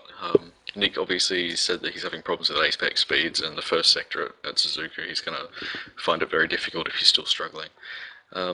Lucas has pace while his tyres are good at the start, but as soon as they get to temperature, after about 3 or 4 laps, the car becomes very understeery, so he's going to struggle with front tyre degradation. Dave's an unknown for that track. He just seems to come out on top everywhere now. But if there's a chance that I'm going to win a race, it's going to be Suzuka. Okay, I think that's everything. Unless Simon, is anything you want to ask any of these 3 boys or 4 lads even? No, I think you need to get onto NCIS or something because you cross-examine them all very, very well. The only thing, I didn't swear, as camera extraordinaire cheekily says in our whispery ears. Next up, actually, just a quick fire round for everyone. We are off to Road America on the 20th of September for the American Grand Prix that we have here on GPVWC. We don't exactly follow everyone's calendar to the T. Yay or nay, do you think you will be on the podium steps come there? Dave?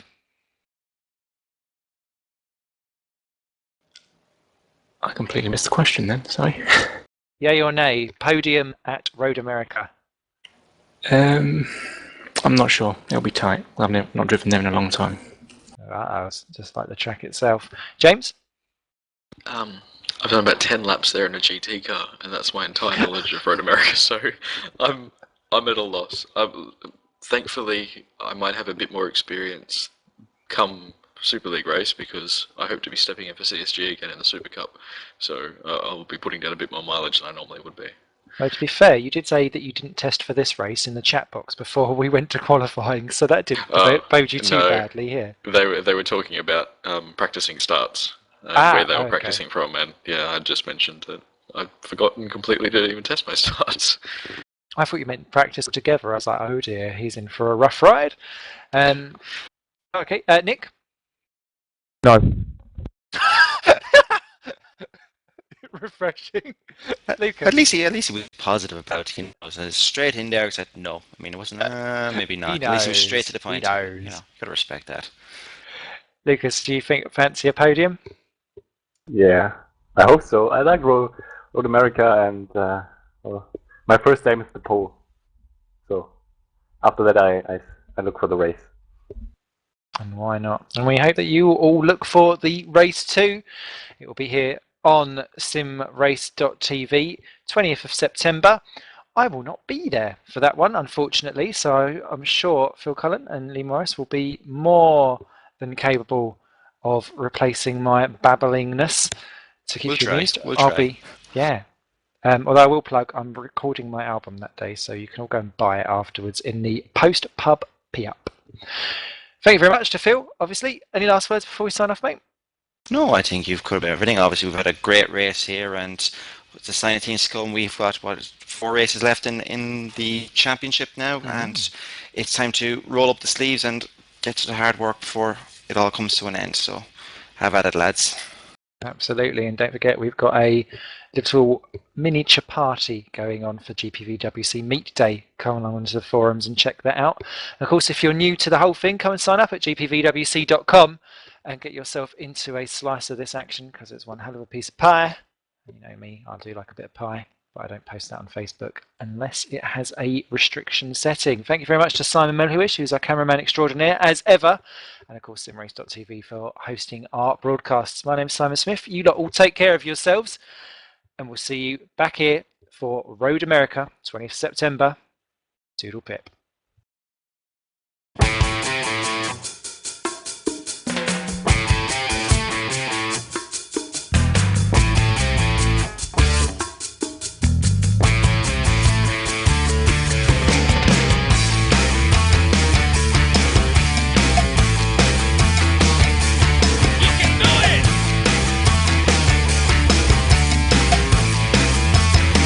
Until the break of